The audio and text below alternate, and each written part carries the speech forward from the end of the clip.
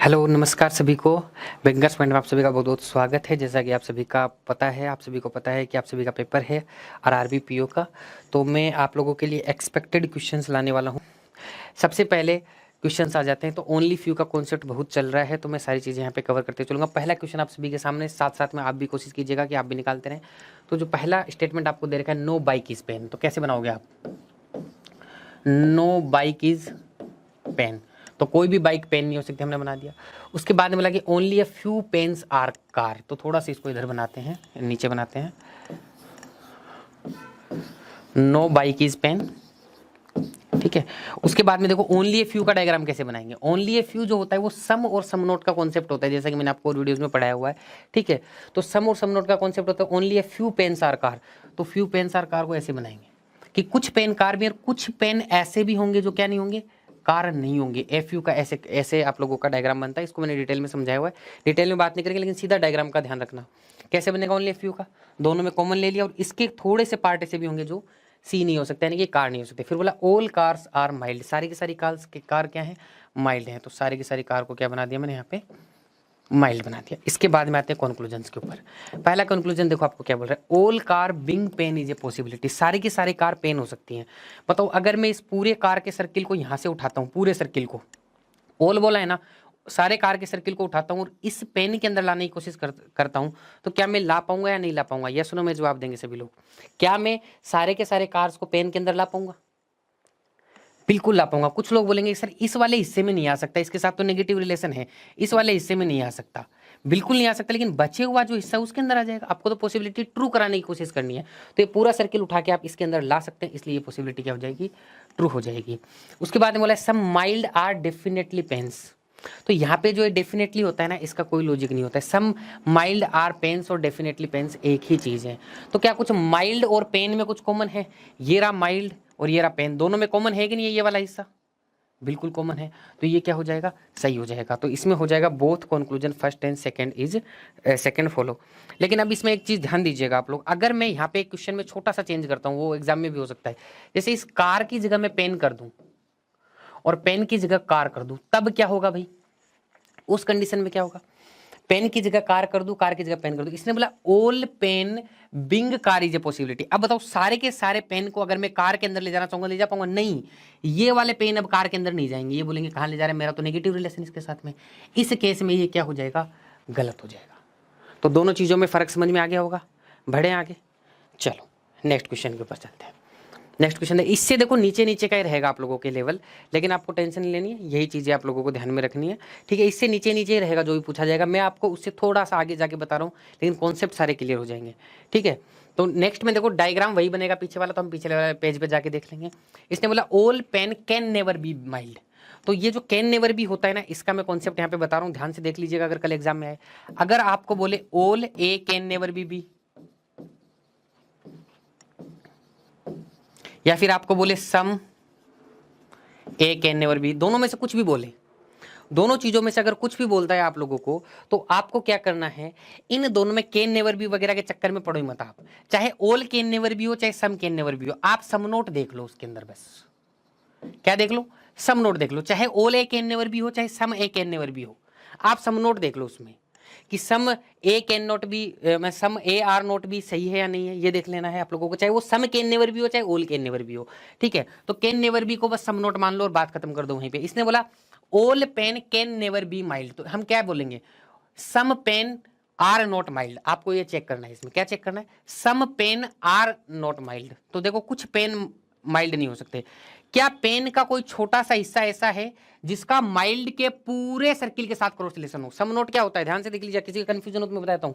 सम note ये होता है कि ये मान लो ए है और ये मान लो बी है, तो सम नोट तब होता है जिसके पहले सम आता है, मान लो सम ए आर नोट बी है, तो उसका छोटा सा हिस्सा और बी का पूरा सर्किल, दूसरे वाले का क्या पूरा सर्किल होना चाहिए, दूसरे वाले का ऐसा नहीं कि छोटा मतलब कोई भी हिस्सा छोटा से हिस्से के साथ नेगेटिव नहीं, पूरे सर्किल। इसके एक छोटे से पार्ट का बी के पूरे सर्किल के साथ में क्या होना चाहिए, क्रॉस रिलेशन होना चाहिए, तब होगा। तो यहां पे क्या होगा, पेन के एक छोटे से पार्ट का माइल्ड के पूरे सर्किल के साथ में क्रॉस रिलेशन होना चाहिए। देखो पेन के एक छोटे से हिस्से का इस सी के साथ तो क्रॉस रिलेशन है, लेकिन माइल्ड के पूरे सर्किल के साथ क्रॉस रिलेशन नहीं है। हाँ, ये वाला जो हिस्सा है जिसको मैं डॉटेड कर रहा हूं, इसके साथ क्रॉस रिलेशन है, मानता हूं मैं, लेकिन ये जो पूरा सर्किल है ना माइल्ड वाला, पूरे सर्किल के साथ क्रॉस रिलेशन नहीं है, इसलिए ये क्या हो जाएगा, बिल्कुल गलत हो जाएगा। ठीक है जी, उम्मीद करता हूं समझ में आई होगी बात। ठीक है, अगर यहां पे माइल्ड की जगह ये कार्स होता तो क्या होता, अगर माइल्ड की जगह ये कार्स कर देता तब, अगर ये माइल्ड की जगह कार्स कर देता कि ऑल पेन कैन हो, तो सम नोट हम देखते हैं, पेन का एक छोटा सा हिस्सा ऐसा होना चाहिए जिसके कार के पूरे सर्किल के साथ क्रॉस रिलेशन हो। बताओ, पेन का ये छोटा सा हिस्सा है और इसका कार के पूरे सर्किल के साथ में क्रॉस रिलेशन है, इसलिए ये वाला इस केस में क्या हो जाता है, ये कार अगर होता तो इस केस में सही हो जाता। दोनों कॉन्सेप्ट अच्छे समझ में आ गए होंगे। Next question, all bikes are mild. All में क्या होता है, बाइक का पूरा सर्किल माइल्ड के अंदर होना चाहिए। तो देखो भाई, बाइक का पूरा सर्किल माइल्ड के अंदर है, बाइक इधर है, माइल्ड इधर है, कहां से होगा। ठीक है, तो ये क्या हो जाएगा, गलत हो जाएगा। ओनली दोनों कंक्लूजन गलत हो गए इसके अंदर, तो नाइदर नोर हो जाएगा। ये कार वाला तो मैंने बाद में बनाया, ओरिजिनल दोनों गलत हो गए। ठीक है जी, नेक्स्ट चलें। इसके 10 क्वेश्चन करेंगे हम, 5 नहीं करेंगे, 5 तो हमारे एग्जाम में आ सकते हैं, हमें सीखने के लिए 10 क्वेश्चन करेंगे कि कोई भी किसी भी टाइप का क्वेश्चन आ जाए सब हो जाए। ओनली फ्यू बहुत सारे करा रहा हूं ताकि ओनली फ्यू में कंफ्यूजन ना हो। नॉर्मल क्वेश्चन भी करेंगे लेकिन ओनली फ्यू भी करते हैं। चलो, ऑल लेटर्स आर वर्ड्स, इसने बोला ऑल लेटर्स आर वर्ड, तो सारे के सारे लेटर क्या है, वर्ड्स है। फिर बोला ऑल वर्ड्स आर सेंटेंस, सारे के सारे वर्ड क्या हैं, सेंटेंस है। उसके बाद में बोला only a few sentence are long, कुछ सेंटेंस ही क्या होंगे, लॉन्ग होंगे, तो ये यहाँ पे हो गया। अब देखो, कई बार स्टूडेंट ना शॉर्टकट में लिखने के चक्कर में क्या करता है एग्जाम के अंदर, यहाँ पे भी ये ला गया, यहाँ पे भी ये ला गया, और उसमें कंफ्यूज होकर गलत आंसर टिक कर देता है। तो यहाँ पे जब भी सेम लेटर आता है तो इसको लॉन्ग पूरा लिख दो और इसको लेटर का ऐसे डिनोट कर दो कि ये लेटर है और ये लॉन्ग है, आपको समझ में आनी चाहिए चीजें। ठीक है, चलो फिर आगे देखते हैं। All letters being long is a possibility, सारे के सारे जो लेटर है ना वो लॉन्ग हो सकते हैं क्या भाई। इस पूरे लेटर के सर्किल को अगर मैं लॉन्ग के अंदर ले जाऊंगा, कोई रोकेगा मुझे, इसको उठा के इसके अंदर ले जाऊंगा, कोई नहीं रोक पाएगा भाई। ठीक है, कोई नहीं रोक पाएगा, तो ये क्या हो जाएगा, सही हो जाएगा। उसके बाद में क्वेश्चन बोला सम वर्ड्स आर लॉन्ग, क्या वर्ड और लॉन्ग में कुछ कॉमन है, क्या वर्ड और लॉन्ग में कुछ कॉमन है, कोई कॉमन नहीं है। ये रहा वर्ड का सर्किल, ये रहा लॉन्ग का सर्किल, कुछ भी कॉमन नहीं है वर्ड और लॉन्ग के अंदर, तो ये क्या हो जाएगा, गलत आ जाएगा। उसके बाद में क्वेश्चन बोला some sentences are not long, कुछ सेंटेंस क्या होंगे, लॉन्ग नहीं होंगे, तो ये सम नोट है। सेंटेंस के एक छोटे से हिस्से का लॉन्ग के पूरे सर्किल के साथ क्रॉस रिलेशन होना चाहिए। बताओ, सेंटेंस का ये छोटा सा हिस्सा है और लॉन्ग का ये पूरा सर्किल है, क्रॉस रिलेशन है कि नहीं है ना, तो ये क्या हो जाएगा, सही हो जाएगा। तो आप लोगों का फर्स्ट और थर्ड सही है, उम्मीद करता हूं समझ में आ रहा होगा। ठीक है भाई, चलो तो फिर नेक्स्ट चलते हैं।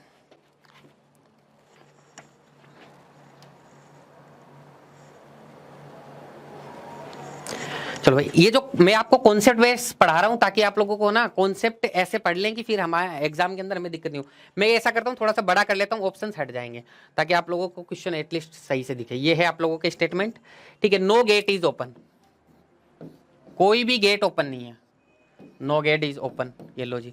फिर सम बुक इज गेट, कुछ बुक ऐसी हैं जो गेट होंगे, so some books are gate, ये लो। उसके बाद बोला कि some open are toll, some open are toll. फिर बोला गया all toll are big, all toll are big, यही डायग्राम बनेगा भाई। ठीक है, बी और बी देखो सेम आ रहा है फिर से, तो कंफ्यूजन नहीं होना है। ठीक है ना, तो यहाँ पे क्या था, बुक था और यहाँ पे बिग था, तो इसको बिग लिख लो और इसको क्या लिख दो, बुक लिख दो, तो कंफ्यूजन नहीं होना चाहिए भाई बिल्कुल भी। एग्जाम में कंफ्यूजन में कोई गलती नहीं करनी है। उसके बाद में कंक्लूजन पे आते हैं, some books are book big, तो बुक और बिग में कुछ कॉमन है क्या, देखो बुक यहाँ है, बिग यहाँ है, क्या कॉमन आएगा, तो बिल्कुल गलत हो गया ये।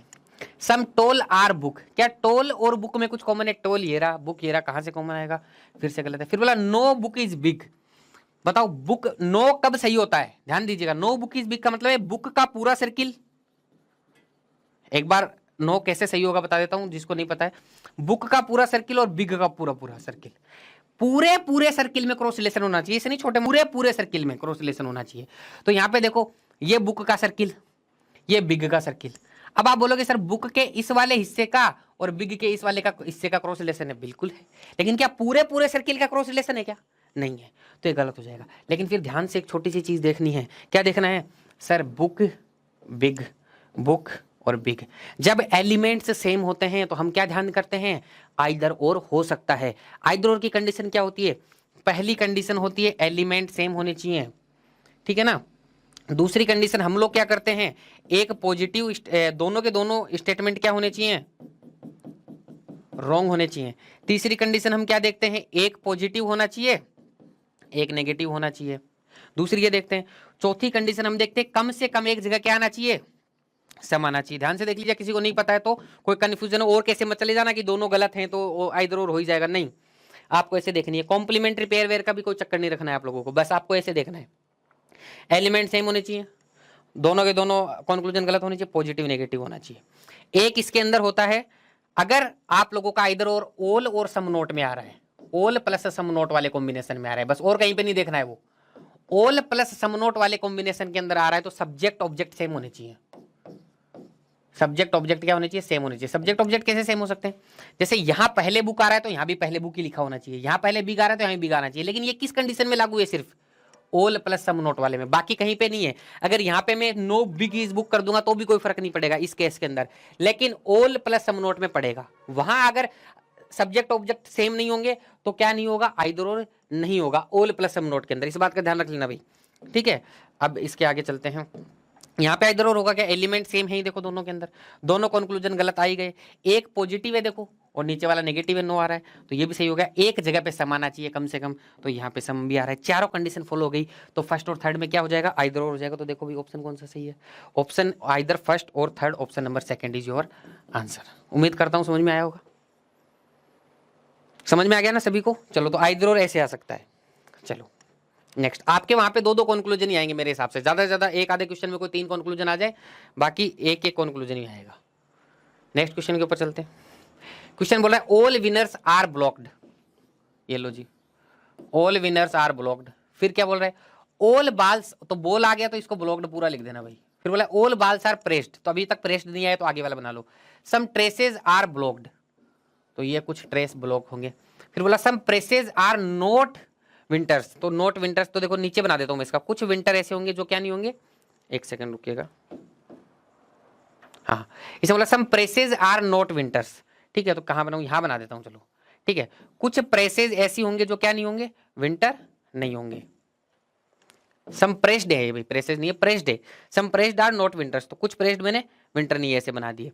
फिर ऊपर वाला एक छोटा था ना, ऑल बॉल्स आर प्रेस्ड, तो all balls are pressed. Diagram समझ में आ गया, एक बार यस नो में आंसर करेंगे सभी लोग। डायग्राम सभी के समझ में आ गया ना, इसको इधर जगह नहीं थी तो यहां बना दिया बस, और कोई फर्क नहीं है इसके अंदर, ठीक है। और जब आप सम नोट का डायग्राम बनाओ तो जिसके पहले सम आ रहा है ना, उसके छोटे से हिस्से का दूसरे वाले के पूरे सर्किल के साथ क्रॉस रिलेशन बनाना है, ऐसा नहीं कि इसके छोटे से हिस्से का बना दिया आप लोगों ने, ठीक है। चलो आ जाओ, पहला conclusion, some traces are balls, कुछ ट्रेस बोलेंगे, ट्रेस ये रहा, बॉल ये रहा, कहां इन दोनों में कुछ कॉमन है क्या, ट्रेस और बॉल में नहीं कॉमन है, तो गलत हो गया। फिर बोला सम प्रेस्ड आर बॉल्स, कुछ प्रेस्ड बॉल्स है, क्या प्रेस्ड और बॉल्स में कॉमन है, पूरा का पूरा बॉल ही कॉमन है भाई, कॉमन होता है इसलिए सम क्या हो जाता है हमारा, सही हो जाता है। नेक्स्ट बोलिएगा, all winners is pressed is a possibility, सारे के सारे विनर क्या हो जाए, प्रेस्ड हो जाए। सारे के सारे विनर को उठाओ और प्रेस्ड के अंदर लाओ, ला सकते हो क्या बताओ, ला सकते हो या नहीं ला सकते हो भाई, इस वाले हिस्से में नहीं ला सकते सारे के सारे विनर को, लेकिन बचे हुए हिस्से में तो ले आएंगे, जो बचा हुआ हिस्सा है, तो सारे विनर को अगर प्रेस्ड में लेके आऊंगा कोई रोकेगा, कोई नहीं रोकेगा, इसलिए ये क्या हो जाएगा, सही हो जाएगा। इसलिए आपका कौन कौन सा सही है, second and third is true. ये रहा, समझ में आ गया सभी को। चलो भाई नेक्स्ट प्रश्न, सेम टू सेम है, कंक्लूजन अलग है, डायग्राम वही है। इसमें बोला ऑल ब्लॉक्ड आर विनर्स, सारे के सारे ब्लॉक्ड विनर, क्या सारे के सारे ब्लॉक्ड विनर के अंदर हैं, क्या सारे के सारे ब्लॉक्ड, इसमें नीचे करना पड़ेगा थोड़ा सा, क्या सारे के सारे ब्लॉक्ड विनर के अंदर हैं, नहीं है। विनर सारे ब्लॉक के अंदर हैं लेकिन सारे के सारे ब्लॉक्ड विनर के अंदर नहीं है, इसलिए क्या आएगा, ये क्या हो गया, गलत, एक सेकंड हो गया, ये हो गया। फिर बोला सम ट्रेसेज आर प्रेस्ड, कुछ ट्रेस प्रेस हो सकते हैं, ट्रेस और प्रेस में कुछ कॉमन है, ये रहा ट्रेस ये रहा प्रेस, कुछ कॉमन नहीं है, कुछ कॉमन नहीं है, तो ये भी गलत हो गया। फिर बोला ऑल प्रेस्ड आर ट्रेस, ठीक है, ऑल प्रेस्ड आर ट्रेस, ठीक है, सारे के सारे प्रेस क्या हो सकते हैं, ट्रेस होने चाहिए मतलब, तो क्या सारे प्रेस्ड का पूरा सर्किल ट्रेस के अंदर आ रहा है, प्रेस्ड का पूरा सर्किल ट्रेस में आ रहा है, नहीं आ रहा है। चलो तो ये भी गलत, तीनों गलत हो गए। लेकिन ध्यान से देखिएगा, फिर मैंने फिर एक चीज देखी कि दोनों में देखो ट्रेस प्रेस्ड प्रेस्ड ट्रेस, दोनों में एलिमेंट सेम आ रहा, तो मेरा दिमाग इधर और भी हो सकता है, ठीक है। तो मैंने देखा क्या एक पॉजिटिव एक नेगेटिव है इसमें, दोनों के दोनों पॉजिटिव है कि नहीं है, दोनों के दोनों पॉजिटिव हैं, इसलिए इसमें क्या नहीं होगा, आइदर और नहीं होगा, तो इसमें क्या हो जाएगा, सारे गलत है भाई, नन फॉलो, ऑप्शन नंबर 4, ठीक है। चलिएगा नेक्स्ट क्वेश्चन पे चाहिए।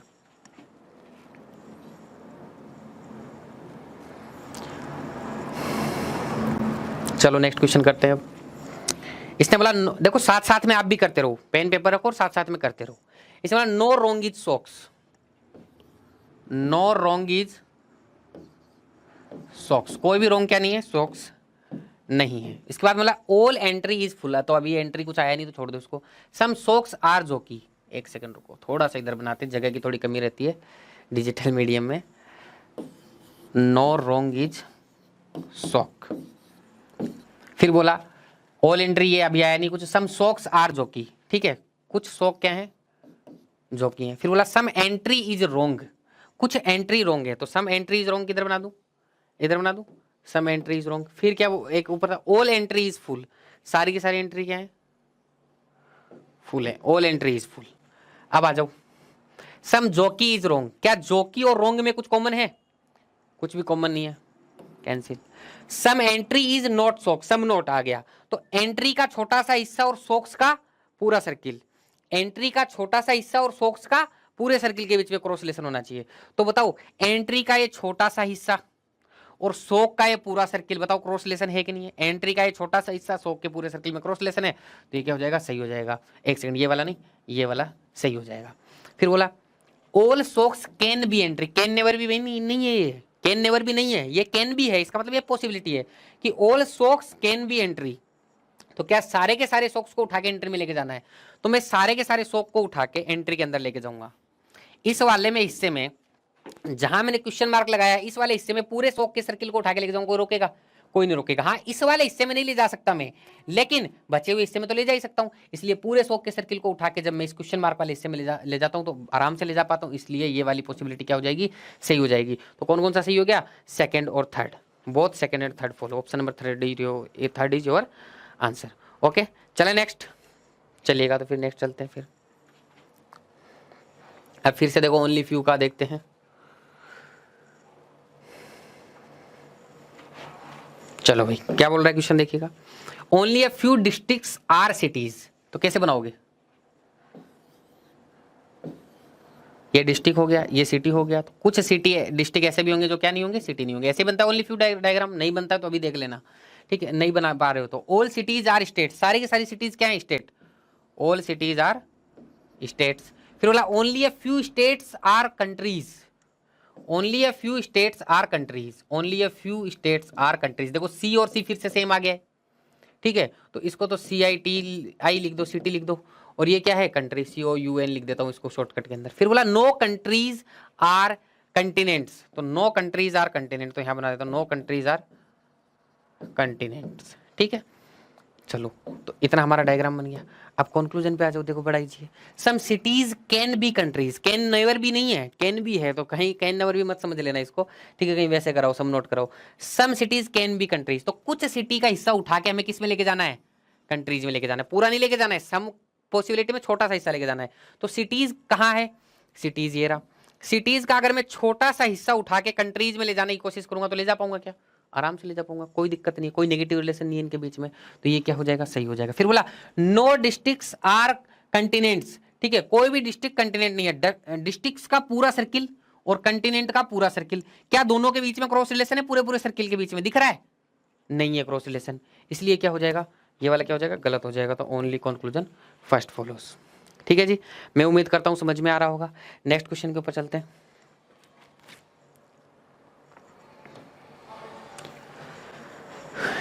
चलो क्वेश्चन बोला all pages are papers, all pages are papers. देखो प्रैक्टिस सेशन इसलिए थोड़ा सा स्पीड में चल रहा हूं। फिर बोला some papers are books, some papers are books. फिर बोला नो बुक्स आर नोवल, कोई भी बुक क्या नहीं है, नोवल नहीं है। डायग्राम बन गया इजीली मेरा, आराम से आ जाओ भाई। पहला क्या है, ऑल पेपर्स आर बुक, सारे पेपर बुक हैं, पेपर का पूरा सर्किल बुक के अंदर आना चाहिए, क्या पेपर का पूरा सर्किल बुक के अंदर आ रहा है, नहीं आ रहा है, इसलिए ये क्या हो गया, गलत हो गया। Only a few papers are books. अब बोलेंगे सर कंक्लूजन में ओनली फ्यू आ गया तो क्या करेंगे, इसको थोड़ा सा डिटेल में देखते हैं। देखो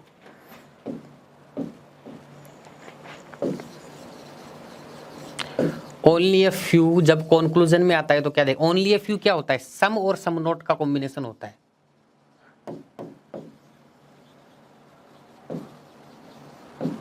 सम और सम नोट का कॉम्बिनेशन होता है, ठीक है। तो सम और सम नोट का कॉम्बिनेशन कैसे है माना जाता है? जैसे मान लो ए और बी आ गया आपका, ए और बी आ गया, इसमें सम तो कॉम्बिनेशन है ही है, साथ में मान लो एक सी और दे दिया आपको, और सी का ए के साथ में क्रॉस रिलेशन भी दे दिया। तो मुझे बताओ ए और बी में अगर मैं ओनली ए फ्यू लगाता हूं तो ए और बी में कुछ कॉमन भी होना चाहिए, सम भी होना चाहिए, सम नोट भी होना चाहिए। देखो ये बी का कुछ हिस्सा है, ये ए नहीं हो सकता, और ए का कुछ हिस्सा बी नहीं, तो मतलब इन दोनों में सम नोट का भी रिलेशन है कि नहीं है?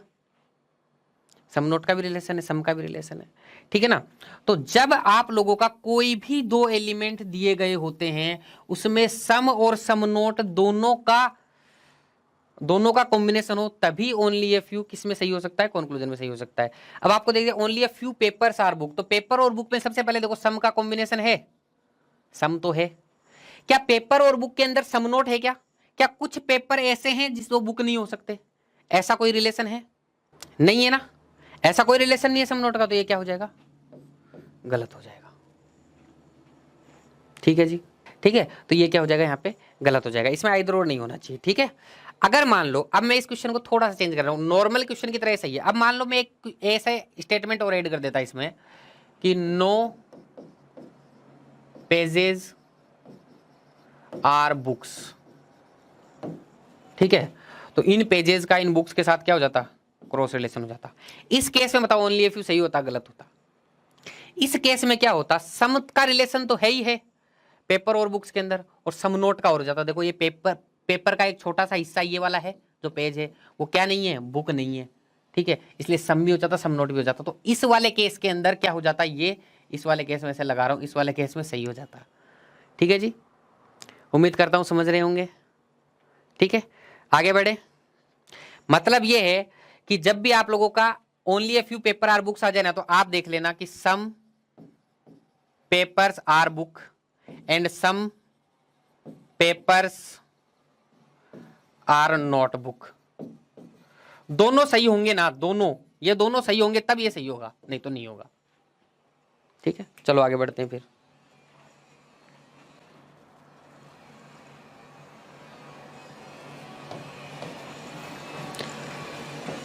चलो आ जाओ। अब क्वेश्चन बोल रहा है only a few jets are airplanes, only a few jets are airplane, तो कुछ जेट ऐसे भी होंगे जो क्या नहीं होंगे? एयरप्लेन नहीं होंगे। फिर बोला only a few airplanes are helicopters, ये लो जी, only a few airplanes are helicopters, ये लो यहाँ से उठा के only a few airplanes are helicopters. फिर बोल रहा है कि some choppers are not rocket, ठीक है, तो उससे पहले बोला कि ऑल हेलीकॉप्टर्स आर चॉपर्स, तो सारे के सारे हेलीकॉप्टर्स क्या हैं? चॉपर है। फिर क्या बोला? सम चॉपर्स आर नॉट रॉकेट, कुछ चॉपर ऐसे हैं जो क्या नहीं होंगे? रॉकेट्स नहीं होंगे। यही बनेगा डायग्राम, सभी को क्लियर हो गया होगा। ठीक है, ये डायग्राम बना दिया हमने। उसके बाद में चलते हैं, उसके बाद में बोला सम एयरप्लेन्स आर नॉट रॉकेट्स, ठीक है, कुछ एयरप्लेन्स रॉकेट नहीं है। ठीक है, तो एयरप्लेन्स के एक छोटे से हिस्से का रॉकेट के पूरे सर्किल के साथ क्रॉस रिलेशन होना चाहिए। एयरप्लेन ये रहा, रॉकेट ये रहा, क्या एयरप्लेन के कोई भी छोटे से हिस्से का रॉकेट के साथ क्रॉस रिलेशन है क्या? नहीं है, तो क्या हो जाएगा?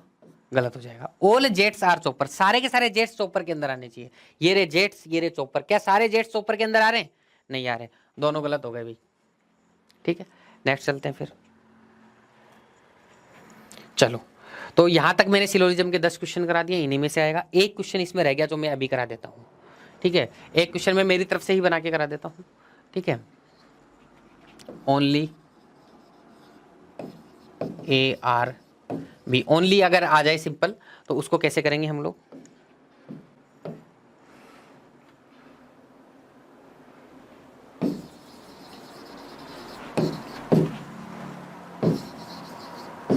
ठीक है, ये तो आपके हो गए स्टेटमेंट। तो ओनली ए आर बी को कैसे बनाओगे? जब भी ओनली ए आर बी को बनाना हो तो ओल बी आर ए की तरह उल्टा ओल में बनाना होता है। कैसे बनाना होता है? उल्टा ओल में बनाना होता है। ओल बी आर ए की तरह बनाएंगे, तो ओल बी आर ए की तरह बना दिया। ठीक है, इसके बाद में आपको क्या करना होता है? ये जो बी जो अंदर आता है ना, ओनली का मतलब होता है इसको ऐसे शेड करना है आप लोगों को। सीधा तरीका बता रहा हूँ, लॉजिकल चीजें मैंने बताई हुई है दूसरे वीडियोस में, पेपर करा रहा हूँ इसलिए सीधा बता रहा हूँ। इसको आपको शेड करना है। इस शेडिंग का क्या मतलब है? इस शेडिंग का ये मतलब है बी के अंदर ना कोई आएगा और ना ही बी कहीं पे जाएगा, बस इतना सा ध्यान रखना है। ना तो बी के अंदर कोई आएगा ए को छोड़ के, ना बी कहीं और जाएगा। ठीक है। और इससे एक अंडरस्टूड सी बात हो गई, बी का ए को छोड़ के सबके साथ नेगेटिव रिलेशन सही होगा। दो चीजें दोबारा से रिपीट कर रहा हूं, only a few A are B को आपको कैसे बनाना है, ओल के अंदर उल्टा बनाना है, यानी कि ओल बी आर ए की तरह बनाना है। ये जो अंदर की साइड जो सर्कल लिख रहे हो इसके अंदर पूरी आपको क्या करनी है, इस तरीके से शेडिंग करनी है, ठीक है। और उसके बाद में आपको क्या करना है, दिमाग में ये रखना है कि बी कहीं भी नहीं जाएगा, ना ही बी के अंदर कोई आ पाएगा, ठीक है। ना ही बी कहीं जाएगा, ना ही बी के अंदर कोई आ पाएगा। दूसरा, बी का ए को छोड़ के सबके साथ नेगेटिव रिलेशन क्या होगा, सही होगा, नेगेटिव रिलेशन सही होगा, यानी कि नो भी सही होगा, सम नोट भी सही होगा। सम ए आर सी बना दिया मैंने। अब मैं यहां पे कंक्लूजन लिख रहा हूं, ठीक है। All A being C is a possibility. बताओ भाई सही होगा गलत होगा? All A being C is a possibility. क्या सारे के सारे ए सी हो सकते हैं? देखो सारे सी को उठा के जब मैं सी के अंदर लेके जाऊंगा तो बी भी जाएगा साथ में, और बी नहीं जा सकता है, तो इस केस में ये क्या हो जाएगा, गलत हो जाएगा। लेकिन अगर मैं इस ऑल की जगह सम रख देता हूं, तब बोला some A being C is a possibility, तो कुछ ए बी को मत ले जाओ, ये इस वाले ए को ले जाओ। ले जा सकते हो क्या? बिल्कुल ले जा सकते हैं, लेकिन ध्यान दीजिएगा जब कोई भी चीज ट्रू होती है तो वो पॉसिबिलिटी नहीं है। बताओ पहले से ही सम ए आर सी ट्रू है कि नहीं है? पहले से ही ट्रू है, और जो चीज ट्रू होती है वो पॉसिबिलिटी में क्या होती है, गलत होती है। तो इस केस में भी ये क्या हो जाएगा, गलत हो जाएगा, ठीक है ना, समझ गए। इसके बाद में मान लो मैं एक स्टेटमेंट में एक एलिमेंट और जोड़ रहा हूं, सम सी आर डी, तो कुछ सी डी है, तो इधर बना देता हूं कुछ सी डी है। अब मैं यहीं पे कंक्लूजन्स को चेंज कर रहा हूं, ध्यान से देख लीजिएगा।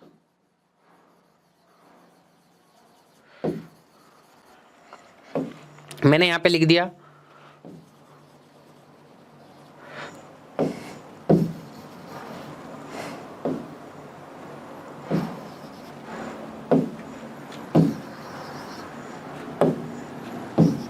सम B beings D is a possibility. क्या आप थोड़ा सा बी डी में जा सकता है? बी तो कहीं जा ही नहीं सकता सर, तो ये क्या हो जाएगा, गलत हो जाएगा, ठीक है ना, ये गलत हो जाएगा। अगर मान लो मैं इसमें यहां पे कर दूं all A being D is a possibility, सारे के सारे ए को ले जाओगे तो बी भी साथ में जाएगा, और बी जा नहीं सकता है, इसलिए ये गलत हो गया, ठीक है। तो ये तो पॉसिबिलिटी का सारा मामला हो गया। अब आ जाते हैं नेक्स्ट। अगर इसमें मैं ऐसे बोल दूं कि नो डी इज बी और सम सी आर नॉट बी, सही होगा या गलत होगा? मैंने आपको क्या बोला, बी के साथ सबके नेगेटिव रिलेशन सही होंगे ए को छोड़ के, तो बी का डी के साथ नेगेटिव रिलेशन सही, ज्यादा नहीं सोचना है सर्कल वर्कल का। सम सी आर नॉट बी बिल्कुल सही, ठीक है। तो इस तरीके से ओनली अगर आता है तो ऐसे आप लोग कर सकते हो, ठीक है।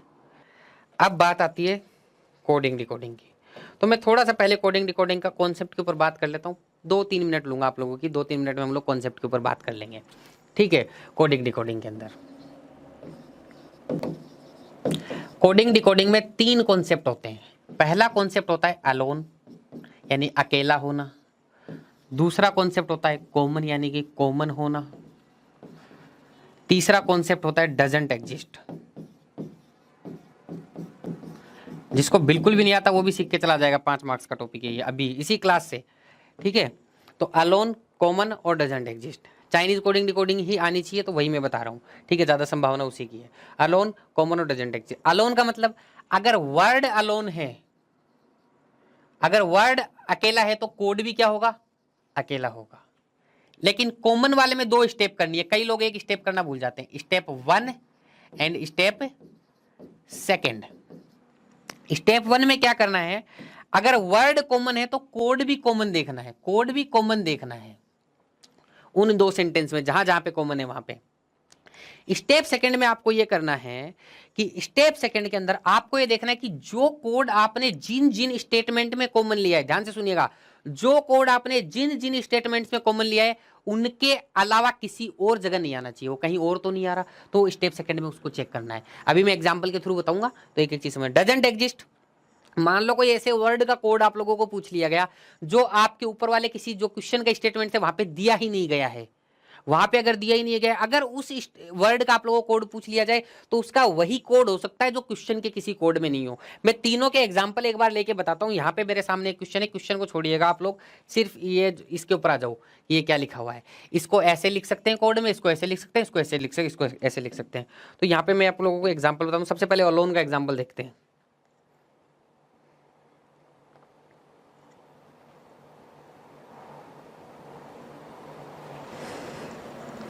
एक सेकंड आइए, रुकिएगा, मैं अलोन देखता हूं इसमें कौन है अकेला।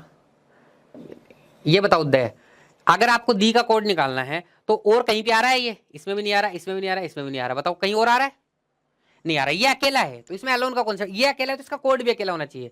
तो कोड अकेला निकालने के लिए आप देखो कि ये वाला कोड कहीं और आ रहा है क्या, ये ले देखो, कहीं भी नहीं आ रहा है। तो ये कोड इसका, क्या बी ए कहीं आ रहा है? बी ए देखो यहाँ आ रहा है, तो ये इसका कोड नहीं हो सकता। क्या डी ए कहीं आ रहा है? देखो डी ए यहाँ पे आ रहा है, तो डी ए इसका कोड नहीं हो सकता, क्योंकि ये अकेला है तो इसका कोड अकेला होना चाहिए, यहीं पे कहीं और नहीं होना चाहिए।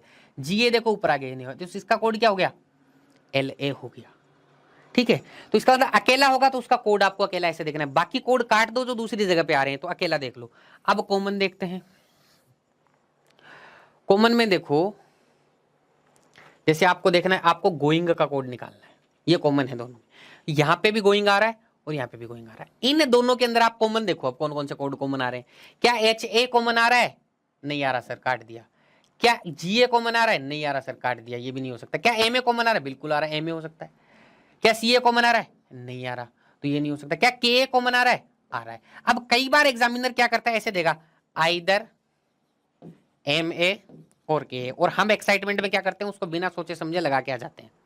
बहुत बार ऐसा होता है, ठीक है। लेकिन ये स्टेप 1 ही हुआ, आपने कॉमन देखा, स्टेप सेकंड कर लेना आइदर और, इसमें हो सकता है, मैं मना नहीं कर रहा हूं, हो सकता है, लेकिन आपको स्टेप सेकंड कर लेना है, ठीक है ना। आपको स्टेप सेकंड कर लेना है। स्टेप सेकंड में आपको क्या करना है, आपको ये देखना है कि ये जो दो कोड कॉमन आ रहे हैं ना, ये आप देख तो इन दो स्टेटमेंट में रहे हो, इनके अलावा ये वाला स्टेटमेंट और ये वाला जो स्टेटमेंट बचा हुआ, कहीं इनमें तो ये इनमें से कोई कोड रिपीट नहीं हो रहा। देखो एम ए और के ए में से, ठीक है, तो इसमें देखा एम ए और के ए में से कुछ भी नहीं आया, इसमें देखा दूसरे वाले कहाँ गया, ठीक है, कहाँ चला गया भाई, इसमें और इसमें कौन कौन सा था, एम ए और के ए, इसमें भी एम ए और के ए में से कहीं रिपीट हो रहा है क्या? अगर रिपीट हो रहा होता तो वो कैंसिल हो जाता। यहां तो आइदर और लग जाएगा, यहां तो आइदर और आइदर एम ए और के ए, यहां तो क्या हो जाता, आइदर और ही होगा। लेकिन मान लो फॉर एग्जाम्पल, मान लो यहां पे एम ए आ जाता, ऐसे ही मान लो एग्जाम्पल के तौर पे, अगर एम ए आ जाता तो ये एम ए भी कैंसिल हो जाता, कोड सिर्फ के ए हो जाता, ठीक है, अगर आ जाता तो। इस केस में आइदर और है, अगर नहीं आ रहा है तो मैं समझता हूं कॉमन वाला समझ गए तो एक बार यस कमेंट कर दो सारे लोग मुझे। कॉमन वाले में दोनों स्टेप समझ गए तो, क्योंकि दूसरी स्टेप करनी है, कई बार गड़बड़ हो जाती है चीजें, इसलिए मैं बोल रहा हूं जो मिस्टेक आप कर सकते हो मुझे पता है, ठीक है। दूसरे स्टेटमेंट में अगर आ जाता तो कैंसिल हो जाता, नहीं आ रहा है तो इधर और लगा दो, कोई दिक्कत नहीं है। अब मान लो आपको कोड निकालना है, इसमें कुछ नहीं दिया रहा, आपको बोल दिया अंशुल का कोड निकालो। अब यहाँ पे कोड है ही नहीं अंशुल का, और मैंने ऑप्शन दे दिया आप लोगों को, आपको ऑप्शन दे दिए M A, G A, B P, B A और डी ए। बताओ कौन सा कोड होगा इसमें से? अंशुल कहीं आ रहा है इसमें, मेरा नाम कहीं आ रहा है इसमें? नहीं आ रहा है, तो मेरा कोड भी कहीं नहीं आना चाहिए। लेकिन देखो एच ए यहाँ आ रहा है तो एच ए नहीं हो सकता, जी ए यहाँ आ रहा है, जी ए नहीं हो सकता, बीपी नहीं आ रहा, देखो बी ए यहाँ आ रहा है, नहीं हो सकता, डी ए यहाँ आ रहा है, डी ए नहीं हो सकता, तो क्या होगा कोड? बीपी होगा। मतलब अगर कोड वर्ड नहीं है तो कोड भी नहीं होना चाहिए इसके अंदर, ठीक है। तो ये पूरा कोडिंग डिकोडिंग का कॉन्सेप्ट है, इससे आप कैसा भी क्वेश्चन निकाल सकते हो, इसके अलावा कुछ भी नहीं पूछा जाएगा। ये क्वेश्चंस कर लेते हैं हम लोग, तीन चीजें हैं। एक छोटी सी गलती आप कर सकते थे जो मैंने आप लोगों से बता के आपको कोशिश की है कि भाई नहीं हो आपसे, आपको फेमस का कोड निकालना। फेमस कहाँ है, ये रहा, और कहीं पे है क्या फेमस? यहाँ पे रहा फेमस, और कहाँ पे है, यहाँ पे रहा फेमस, तीन जगह पे फेमस आ रहा है, ठीक है। तो फेमस का कोड निकालना है आप लोगों को, ठीक है। तो तीनों जगह पे देखो क्या क्या कॉमन आ रहा है, यहाँ पे देखो क्या एच ए तीनों जगह पे कॉमन आ रहा है, दोनों में नहीं आ रहा, छोड़ो इसको। क्या जी ए आ रहा है? बिल्कुल सर जी ए आ रहा है। क्या जी ए नीचे भी आ रहा है? जी ए नीचे भी आ रहा है, देखो जी यहाँ भी आ रहा है। कहीं और कुछ तो कॉमन नहीं आ रहा, और भी देख लेना कहीं इधर और वगैरह कुछ। क्या एम ए कॉमन आ रहा है? नहीं आ रहा। क्या सी ए कॉमन आ रहा है? यहाँ तो आ रहा है लेकिन यहाँ नहीं आ रहा, तो कैंसिल हो गया। क्या के ए कॉमन आ रहा है? नहीं आ रहा, तो कैंसिल। तो क्या होगा इसका कोड? जी ए होगा, ठीक है, तो ऐसे फटाफट निकालना है। चलो इसका बताओ, DA MA कोड किसका हो सकता है? जैसे आप वर्ड से कोड निकालते हो वैसे कोड से वर्ड भी निकाल सकते हो, कोई दिक्कत नहीं है। जैसे मान लो यहाँ पे कोड दिए रखे हैं ये चारों के चारों, आपको देखना है DA कहाँ कहाँ पे आ रहा है। तो देखो भाई DA मेरा एक तो यहाँ आ रहा है, एक DA यहाँ पे आ रहा है, ठीक है। इन दो ही जगह पे DA कॉमन आ रहा है और कहीं पे कॉमन नहीं आ रहा। इन दोनों में कॉमन देखो क्या है, इन दोनों में देखो क्या इनेक्ट कॉमन है? बिल्कुल सर, इनेक्ट भी कॉमन है। क्या दी कॉमन है? नहीं है। क्या फेमस कॉमन है? सर फेमस भी कॉमन है, ठीक है। क्या डेली कॉमन है? नहीं है। लेकिन मैंने क्या बोला था, इन दोनों के अलावा देख लो कहीं इनेक्ट और फेमस में से कहीं और तो नहीं आ रहा कुछ। तो मैंने देखा क्या इसमें आ रहा है इनेक्ट और फेमस, इसमें देखो फेमस आ रहा है। सेकंड स्टेप, ठीक है। इसमें फेमस आ गया तो फेमस क्या हो जाएगा? कैंसिल हो जाएगा। तो DA कोड किसका होगा? इनेक्ट का ही होगा। समझ गए? ठीक है। और ये आपको लिखना नहीं है, दिमाग में रखना है, ठीक है ना। ये तो मैं लिख के आपको बता रहा हूं। MA किसका कोड होगा? MA देखना भाई, MA कहाँ कहाँ पे आ रहा है? MA यहाँ पे आ रहा है, और कहाँ आ रहा है? MA यहाँ पे आ रहा है, और कहीं नहीं आ रहा है MA। इन दोनों में क्या कॉमन है देखना भाई, इन दोनों में क्या कॉमन है? इन दोनों में देखो भाई, क्या फेमस कॉमन है? नहीं कॉमन है। क्या इन कॉमन है? नहीं कॉमन है। क्या गोइंग कॉमन है? बिल्कुल सर गोइंग कॉमन। क्या फोर कॉमन है? नहीं कॉमन है। क्या हिंट्स कॉमन है? नहीं कॉमन है। सिर्फ गोइंग कॉमन है। तो किसका कोड हो जाएगा ये गोइंग का कोड हो जाएगा। तो आपका ऑप्शन नंबर क्या हो गया? 3 आंसर हो गया। ठीक है जी, समझ गए?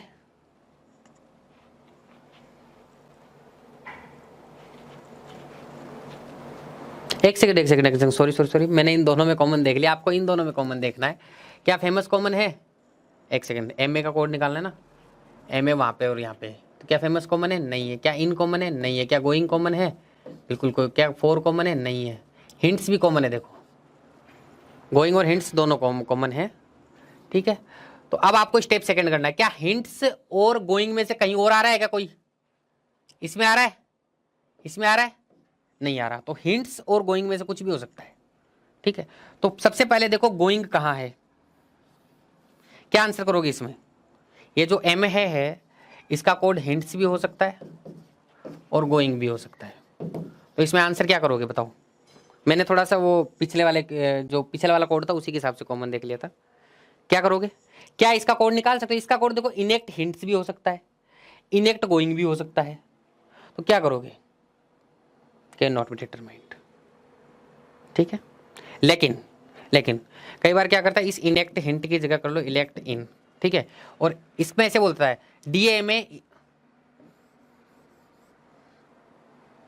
ठीक है, ऐसे बोल देता है, पॉसिबिलिटी पूछ लेता है।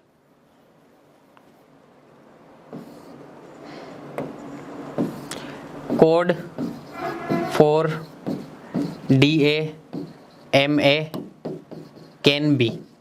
अब क्या होगा आंसर? कैन भी पूछ लिया, पॉसिबिलिटी। तो पॉसिबिलिटी में तो इनेक्ट के साथ ये भी हो सकता है, ये भी हो सकता है। मुझे एक दिया हुआ है मान लो, तो ये आंसर कर दूंगा फिर मैं, ठीक है ना। अगर पॉसिबिलिटी पूछेगा तो ये सही हो जाएगा। आगे चलते,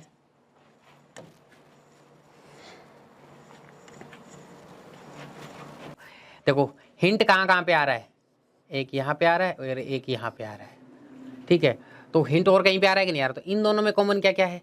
इन दोनों में देखा HA कॉमन नहीं है, GA कॉमन नहीं है, MA कॉमन है, CA कॉमन नहीं है और KA कॉमन है। तो MA और KA हो गया, इन दोनों का हो गया। देखो भाई जिसको कॉमन समझ में नहीं आ रहा वो देखो, इन दोनों में कॉमन देख लिया, दो आ रहे थे, MA और KA कॉमन आ रहे थे, ठीक है। बचे हुए में देखो क्या MA और KA कहीं आ रहा है? इसमें भी नहीं आ रहा, इसमें भी नहीं आ रहा। तो इसका मतलब इसका जो कोड है MA, हिंट्स का जो कोड है वो MA और KA में से कुछ भी हो सकता है। तो इसका कैन नॉट बी डिटरमाइंड आप लोग लगा के आ सकते हो, ठीक है ना। क्योंकि दोनों में से कौन सा करोगे? डेली का कोड देखो, डेली कहाँ है?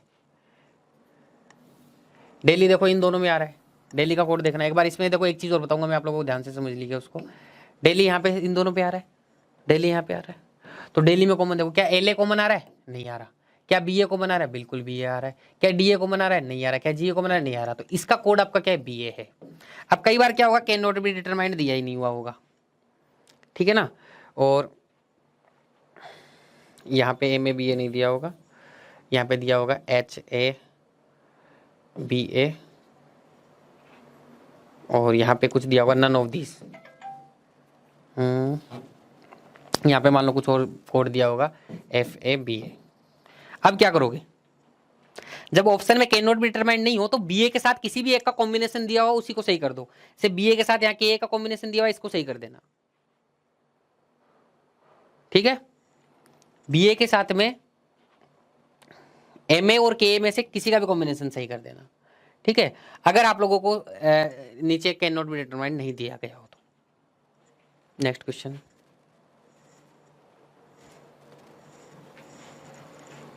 बताओ LA किसके लिए कोड है? देखो LA कहाँ पे आ रहा है, LA यहाँ पे आ रहा है और कहीं पे नहीं आ रहा है। LA आ रहा है क्या कहीं और पे? LA नहीं आ रहा, तो LA अकेला है तो उसका वर्ड भी अकेला होना चाहिए। तो बताओ इनेक्ट कहीं और आ रहा है, यहाँ आ गया तो इनेक्ट नहीं हो सकता। क्या दी कहीं आ रहा है? नहीं आ रहा। फेमस ऊपर आ गया तो ये भी नहीं हो सकता। डेली नीचे आ रहा, तो किसका कोड होगा? दी का कोड होगा। समझ गए? चलो नेक्स्ट, चलो अब आ जाते हैं भाई इनइक्वालिटी के ऊपर। इनइक्वालिटी में मैं आपको कुछ नए पैटर्न के फिल इन द ब्लैंक करने वाले वैसे क्वेश्चन नहीं आने चाहिए वैसे RRB एग्जाम में, लेकिन फिर भी मान लो आ जाएं तो हम सेफ्टी के तौर पे उनको भी पढ़ते हुए चलेंगे। तो इनइक्वालिटी में हर टाइप का क्वेश्चन टच करने की कोशिश करेंगे।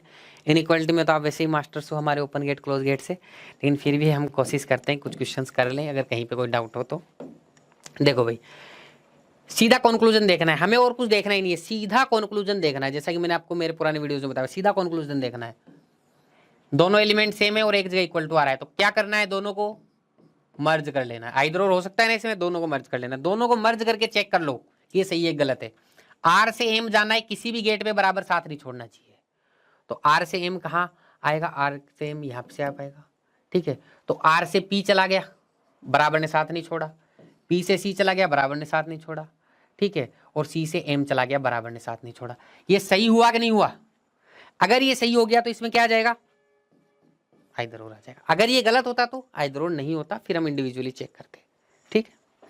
पहला प्रश्न, एक क्वेश्चन आपको ऐसा एग्जाम में मिल सकता है। ऐसे और क्वेश्चन कराऊंगा, उससे पहले एक ये क्वेश्चन करो। डेफिनेटली ट्रू और ट्रू में कोई फर्क नहीं होता। इसमें ये बोला गया है कि ये जो फिल इन द ब्लैंक, थोड़ा इसको बड़ा कर लेता हूं मैं, ऊपर वाले इंस्ट्रक्शन को छोड़ दो। इस क्वेश्चन में ऐसे बोला गया है, क्या था वो, एम ग्रेटर देन ओ, कि इन फिल इन द ब्लैंक्स में क्या फिलअप करें कि एम ग्रेटर देन ओ सही हो जाए।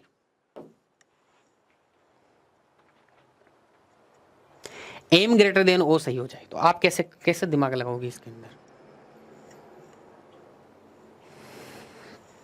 मुझे तो देखो सीधा सीधा दिख रहा है, M O M O M O यहाँ पे, एम ओ यहाँ पे, ऑप्शन नंबर 1 में सीधा दिख रहा है। देखो आपको कैसे करना है, आप एम को देखो और ओ को देखो। एम ओ ये रहा, एम से ओ आना है, मुझे एम से ओ आना है ना। अब देखो इनके बीच में कौन सा साइन आएगा? ये आएगा, तो इससे इधर जा सकते हैं नहीं जा सकते? जा सकते हैं, तो सही हो गया। तो पहला गया ऑप्शन आंसर हो गया, ठीक है। और कुछ चेक करने की जरूरत ही नहीं है आप लोगों को, ठीक है। चलो नेक्स्ट क्वेश्चन पे चलते हैं। ये क्या बोला है? टी, चलो ये क्वेश्चन प्री के लिए छोड़ दो आप, चलो करा देते हैं, फिर भी कंफ्यूज मत हो जाओ। इसमें देखो ध्यान से समझना इस चीज को। What should come in place of question mark make R greater than equal to T always true and T greater than O always false. ये ऑलवेज फॉल्स वाला क्या चक्कर है? देखो जब भी मैं बताता हूं ऑलवेज फॉल्स, ऑलवेज फॉल्स में मेरा एक तरीका याद रख लेना। अगर आपको टी ग्रेटर देन ओ कराना है, ठीक है, तो अगर इसको ऑलवेज फॉल्स साबित करना है तो आप इसका उल्टा साबित कर दो। अगर ये आपने साबित कर दिया सही तो ये अपने आप गलत हो जाएगा। ऑलवेज फॉल्स में ज्यादा दिमाग मत लगाओ, यहाँ पे हम डिटेल में नहीं पढ़ेंगे, सीधा से याद रखो, उल्टा सही कराना है। और ऑलवेज फॉल्स वाले में इक्वल टू को क्या करना है? इग्नोर। इक्वल टू को क्वेश्चन में भी इग्नोर कर दो। यहाँ ऐसे होता है इक्वल टू, तो मैं इग्नोर कर देता, मुझे ऐसे ही करना है इसको। इक्वल टू को इग्नोर कर दो बस। क्या करना है? इक्वल टू को इग्नोर करना है, क्वेश्चन में भी कंक्लूजन में भी जो भी दे रखा है, और सीधा सीधा उल्टा सही कराना है। तो यहाँ पे देखो भाई, सबसे पहले तो मैं ये देखता हूं कि R ग्रेटर देन T सही है कि नहीं है। तो यहां से R है और ये T है, ठीक है। इसके बीच में 2 गेट है, तो R से T तक आते आते मेरे दोनों गेट ओपन भी होने चाहिए। इस साइड से देखना है, दोनों गेट ओपन भी होने चाहिए और बराबर भी होना चाहिए। तो देखो ऐसा किस केस में है? सिर्फ इसी केस में, और किसी केस में तो है नहीं। ठीक है ना, और किसी केस में देखो बराबर है नहीं, तो वैसे तो यही आंसर हो गया। लेकिन इसमें क्या ये फॉल्स है, तो आप देखो ओ से टी ले आओ, आप टी से ओ नहीं जाके ओ से टी चले जाओ। क्या ओ से टी जा पाओगे इसके अंदर, बताओ मुझे? बिल्कुल चला जाऊंगा, दोनों गेट ओपन है देखो, तो ये भी डेफिनेटली फॉल्स हो जाएगा, तो टेंशन नहीं लेनी है, ये सही हो गया। समझ गए? तो डेफिनेटली फॉल्स में कई बार कंफ्यूज कर देता है, उसका उल्टा सही कराना है, इसको बड़ा सीरियसली लेना है आप लोगों को डेफिनेटली फॉल्स का, कहीं भी क्वेश्चन पूछे तो। चलो अब नेक्स्ट नॉर्मल क्वेश्चन पे आ जाते हैं। इसमें बताओ फिर से क्या करें, एलिमेंट सेम दिख रहा है मुझे, ऐसा क्वेश्चन आएगा, इसलिए मैं 2-3 क्वेश्चन प्रैक्टिस करा रहा हूँ ऐसे। तो दोनों को क्या कर लो, मर्ज कर लो, एक इक्वल टू आता है, तो इसको चेक करो, एक्स से आर जाना है और बराबर साथ नहीं छोड़ना चाहिए किसी भी गेट पे। तो चले भाई एक्स से आर चले, क्या एक्स से वी आ गया, कहीं भी बराबर ने साथ नहीं छोड़ा, वी से सी आ गया, बराबर ने फिर साथ नहीं छोड़ा, और सी से आर आ गया, बराबर ने फिर साथ नहीं छोड़ा, इसलिए ये सही हो गया। तो ये क्या हो जाएगा, आइदर और हो जाएगा। नेक्स्ट क्वेश्चन के ऊपर चलते हैं।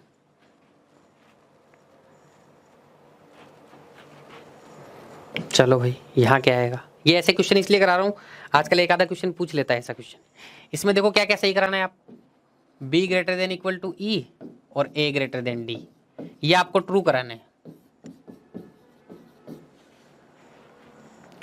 तो ऐसा मत कर देना कि रख रख के देख रहे हो अलग से कॉपी के अंदर, वैसा मत कर लेना। देखो सबसे पहले आपको क्या सोचना है, ध्यान से देखना, मैं बता रहा हूँ वैसे सोच के जाना, सही हो जाएगा। B से E जाना है और बराबर साथ नहीं छोड़ना चाहिए, तो आप यहां देखो B ये रहा और E ये रहा, तो B से E आना है, ऐसे मुझे ऐसे आना पड़ेगा उसके अंदर, तो B से E और बराबर साथ नहीं छोड़ना चाहिए। तो B से E तक पहला गेट छोड़ दो, आगे वाले 3 गेट इस साइड से ओपन होने चाहिए और बराबर आना चाहिए। तो पहला गेट देखो, पहले वाला भूल जाना, क्योंकि पहले वाले गेट का तो कोई काम ही नहीं है। यहां से यहां तक सारे गेट ओपन होने चाहिए, है क्या है, लेकिन हर गेट पे बराबर आना चाहिए, इस गेट पे नहीं आ रहा है, तो ये नहीं होगा। फिर से देखो, इसमें देखो ये सही है क्या, यहां से यहां तक ओपन भी है और हर जगह पे बराबर भी आ रहा है। यहां से देख लेना, ये रहा बी और ये रहा ई, ठीक है। तो इस तरीके से आना है, इस साइड से देखना है ओपन, ठीक है। तो तीनों ओपन है, बराबर भी आ गया, तो एक तो ये तो सही हो गया इसके हिसाब से। अब ए से डी भी जाना है मुझे, ए से डी कैसे जाएंगे, ए से डी जाना है मुझे, और ए से डी जाते टाइम पे यानी मेरा पहला गेट भी खुला होना चाहिए। पहला गेट, क्या ये खुला है, पहला गेट नहीं खुला है, तो कैंसिल हो गया। इसमें देखो ये तो सही है, ये तो सही है, तीनों बराबर आ गए, और देखो ये वाला गेट भी खुला है, खुला है ना ये वाला गेट, तो ये सही हो गया, ठीक है। और बाकी ये भी गलत हो गया, इसमें यहां बराबर नहीं है, देखो दोनों जगह पे।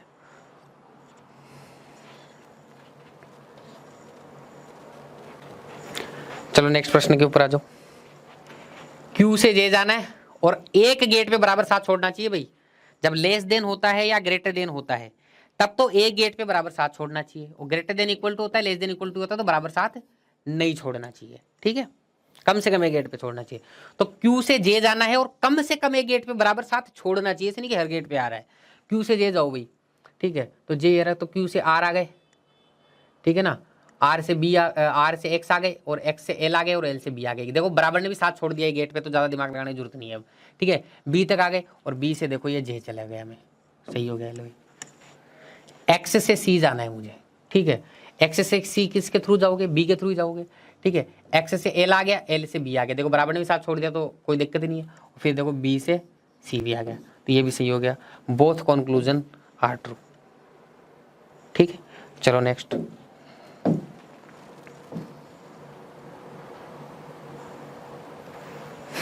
देखो भाई इसके अंदर क्या होगा, मुझे n से t जाना है और हर गेट पे बराबर आना चाहिए, ठीक है।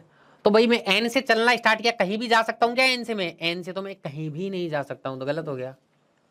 मुझे z से m जाना है और कम से कम एक गेट पे बराबर साथ छोड़ना चाहिए, तो z से m जाने का प्रयास करो। सबसे पहले z से तो e आओगे आप, ठीक है, e से d आ गए, और देखो इस गेट पे बराबर ने साथ छोड़ दिया, तो एक पे छोड़ना चाहिए, ठीक है। d से o आ गया और o से m आ गया, और ये हो गया। लेकिन ध्यान दीजिएगा, मैं इसमें थोड़ा सा एक चेंजमेंट कर रहा हूँ। अगर मान लो मैं इस डी पे भी बराबर का निशान लगा देता हूँ, तब क्या होगा, तब ध्यान से देखना मुझे, ठीक है। जेड से एम और यहाँ पे बराबर का निशान लगा देता हूँ, तो देखो जेड से ई आ गया, बराबर ने साथ नहीं छोड़ा, ठीक है। ई से डी आ गया, बराबर ने साथ नहीं छोड़ा, डी से ओ आ गया, बराबर ने साथ नहीं छोड़ा, और ओ से एम आ गया, बराबर ने साथ नहीं छोड़ा। एक गेट पे कम से कम बराबर साथ छोड़ना चाहिए, एक से ज्यादा पे छोड़े तो भी कोई दिक्कत नहीं है, एक पे तो छोड़ना ही छोड़ना चाहिए, तब ये गलत हो जाएगा इस वाले केस के अंदर। इस वाले केस में ये सही हो जाएगा, क्योंकि किसी भी गेट पे बराबर साथ नहीं छोड़ रहा है। समझ गए? चलो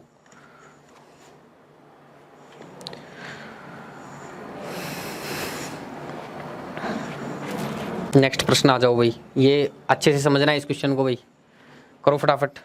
ऑप्शन छोड़ो आप, तो इस पे ऐसे ही जवाब दे देना मुझे, क्या इधर हो रहा है क्या है, फटाफट करिएगा। मैं रश्मि सिंह, गीता, ऋत्विक, भूपेंद्र, चलो सभी के आंसर बिल्कुल सही आ रहे हैं। हिमानी, आकाश, Shivraj ji, Deepali, very good.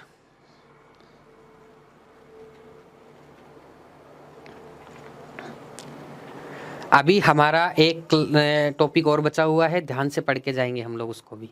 20 marks कहीं नहीं जाने चाहिए। उसके बाद मैं आज ही और भी क्लासेस लेके आ रहा हूँ आप सभी लोगों के लिए।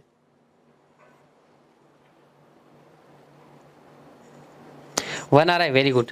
चलिएगा देखो, सबसे पहले मैंने देखा एल ए और एल ए कॉमन आ गया कि नहीं आ गया? दोनों एलिमेंट सेम है, देखते दिमाग में घंटी बजनी चाहिए। क्या हो सकता है? आइदर और हो सकता है। तो आइदर और दो टाइप के होते हैं, एक पे तो इक्वल टू वाला होता है, जैसे ए ग्रेटर देन बी और बी बराबर ए बराबर बी।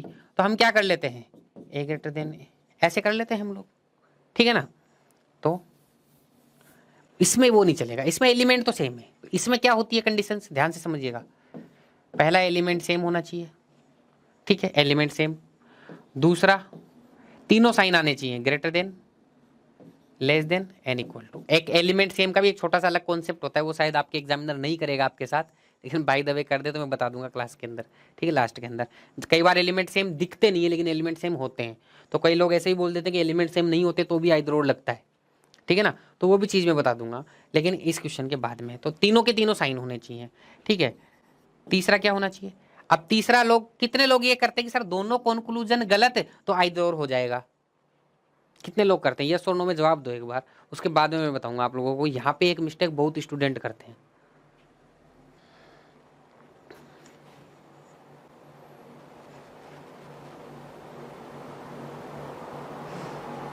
आइदर और तो ठीक है, वो बताओ कि कितने लोगों को ऐसा लगता है कि सर दोनों एलिमेंट ये दोनों गलत हो गए तो आइदर और पक्का हो जाएगा? बहुत लोग मतलब ऐसा सोचते हैं, लेकिन ऐसा है नहीं। मैं आपको अभी एक क्वेश्चन दिखाऊंगा जिसमें दोनों के दोनों क्या होंगे, गलत होंगे, आइदर और नहीं होगा, ठीक है। लेकिन मेरा जो कॉन्सेप्ट है वो बताता हूँ मैं।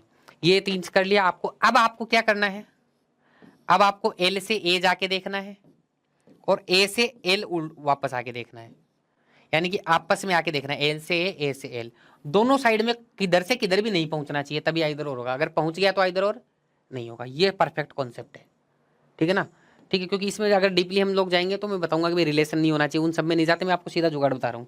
एल से ए नहीं जाना चाहिए, ए से एल नहीं आना चाहिए। तो पहला देखा, एलिमेंट सेम है, तीनों के तीनों साइन आ गए ना, देखो ग्रेटर देन भी आ गया, लेस देन भी आ गया, इक्वल टू भी आ गया। दूसरी कंडीशन, अब देखो एल से ए जाके देखो, एल ये रहा, एल से ए कैसे जा सकते हो, टी से जा सकते हो, ठीक है। तो एल से एस और टी आ गया मैं, ठीक है, और टी से देखो ए आ गया मैं, आ गया कि नहीं आ गया, बताओ। तो ये क्या हो गया, ये तो सही हो गया। एल से एस चला गया, एस से टी चला गया और टी से ए चला गया, तो पहला कंक्लूजन सही हो गया, ठीक है। तो दूसरा तो रॉन्ग होना ही होना है। तो इस केस में तो कोई दिक्कत ही नहीं है, only conclusion first is true. अगर कोई ट्रू हो जाएगा तो आपका आइदर और होगा ही नहीं, ये ट्रू हो गया तो आइदर और नहीं होगा, ठीक है ना। ये यहाँ से यहाँ पहुँच गया तो आइदर और नहीं होगा। लेकिन ध्यान से समझिएगा, कई बार क्या करता है एग्जामिनर ये कर देता है कि यहाँ पे ग्रेटर देन इक्वल टू दे देगा और यहाँ पे लेस देन ए दे देगा। तब आप लोग क्या करोगे, आप ए से सोचोगे एल से ए जाना चाहिए और बराबर साथ नहीं छोड़ना चाहिए, तो आप बोलोगे एल से टी आ गया और टी से सर जी ए आ गया, लेकिन बराबर ने तो साथ छोड़ दिया तो ये गलत हो गया, फिर ये तो गलत होना ही है। बोले दोनों गलत हो गए तो आइदर और। इसमें कौन कौन आइदर और बोलना चाहेगा?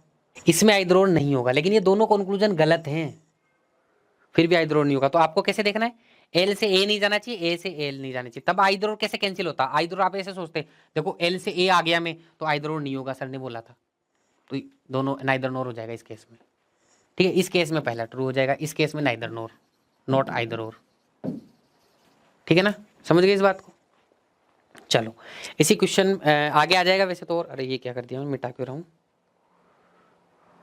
हाँ, इसके नोट्स मिलेंगे आपको एज इट इज। आगे चलो, अब यहाँ पे क्या आएगा भाई, विच of the following should be replaced question mark so is definitely true, T less than S definitely true होना चाहिए। तो एस से टी जाना है, कम से कम गेट पे बराबर हाथ छोड़ना चाहिए। तो देखो भाई एस कहाँ है, ये रहा, और टी ये रहा। एस से टी जाना है मुझे, और एक गेट पे बराबर साथ छोड़ना चाहिए। तो ये वाला गेट ओपन भी होना चाहिए और यहाँ पे बराबर भी नहीं होना चाहिए, बोलो, क्योंकि इस गेट पे भी बराबर है, इस गेट पे भी बराबर है। ये वाला गेट इस साइड ओपन भी होना चाहिए और बराबर भी नहीं होना चाहिए। तो ओपन कैसे कैसे हो सकता है, ऐसे, ऐसे और ऐसे, तीन जगह से बराबर ओपन हो सकता है, लेकिन बराबर आ जाएगा तब तो एक गेट पे बराबर हाथ साथ नहीं छोड़ेगा, तो ये दो कैंसिल हो गए, ये बचा। तो आप लोग ऑप्शन नंबर 4, ठीक है। चलो फिर नेक्स्ट क्वेश्चन चल करते हैं। देखो ये वाला क्वेश्चन जनरली कलर के में आता है, लेकिन मान लो आरआरबी है तो आरआरबी कुछ भी कर सकता है, ठीक है। इसके आगे वाला क्वेश्चन आएगा आपके पीओ में, ये वाला, लेकिन मान लो बाय द वे पूछ ले, बहुत आसान है ये, इसको हम हल्के में लेके चले जाते हैं एग्जाम के अंदर, और ये टाइम खराब कर देता है एग्जाम में। इसके बाद में देखो मैं दिखाऊंगा आप लोगों को ये वाला क्वेश्चन, इसको पढ़ के जाना है सभी लोगों को। मैं चाहता हूँ सारे लोग इस क्वेश्चन को पढ़ के जाएं, ये आसान है क्वेश्चन, लेकिन फिर भी छोटी मोटी गलतियां होती हैं, तो वो हम लोग पहले से ही सचेत हो जाएं ताकि एग्जाम में गलती ना हो, ठीक है। लेकिन ये पीछे वाला क्वेश्चन सबको आसान लगता है, लेकिन मैं फिर भी एक दो चीजें इसके अंदर बताना चाहूंगा, तो वो आप लोग देख लीजिएगा। जैसे ये एक कोडिंग दे रखी है, ऐसे ही कुछ भी बना के दे रखी है। अब इसके बाद बोला if all symbols are dropped from the given arrangement which element will be eighth from the left hand. तो आप ये राइट हैंड है और ये लेफ्ट हैंड है, यही होगा। तो इसमें तो आपको कुछ सोचना ही नहीं है, सारे के सारे सिंबल को हटा दो, उपयुक्त व्यवस्था में सभी प्रत्ययों को हटा दिया जाए तो कौन सा तत्व बाएं छोर से लेफ्ट हैंड से कौन सा है, 8वां होगा। तो गिन लो, इसको इनको छोड़ देना है बस। तो आपका हाथ, आपके हाथ में पेन तो होगा नहीं, वहां पे तो कर्सर होगा, तो कर्सर से गिन लेना, 1 2 3 4 5, ठीक है, 6 7 8, क्या होगा, 9 होगा। सिंबल्स को नहीं गिनना है, 9 होगा, ठीक है ना। चलो नेक्स्ट करो। इसमें भी देखो एक दो चीजें आपको सीखनी होती है, वो मैं अभी सिखा देता हूँ। देखो इसमें क्या बोल रहा है question, how many such numbers are there in the above arrangement of which is immediately preceded by a vowel. उपयुक्त व्यवस्था में ऐसी कितनी संख्या जिनमें से प्रत्येक के ठीक पहले एक स्वर है। अब आप ऐसे सोचोगे संख्या के से पहले स्वर, स्वर से पहले संख्या, इसमें गड़बड़ हो जाती है।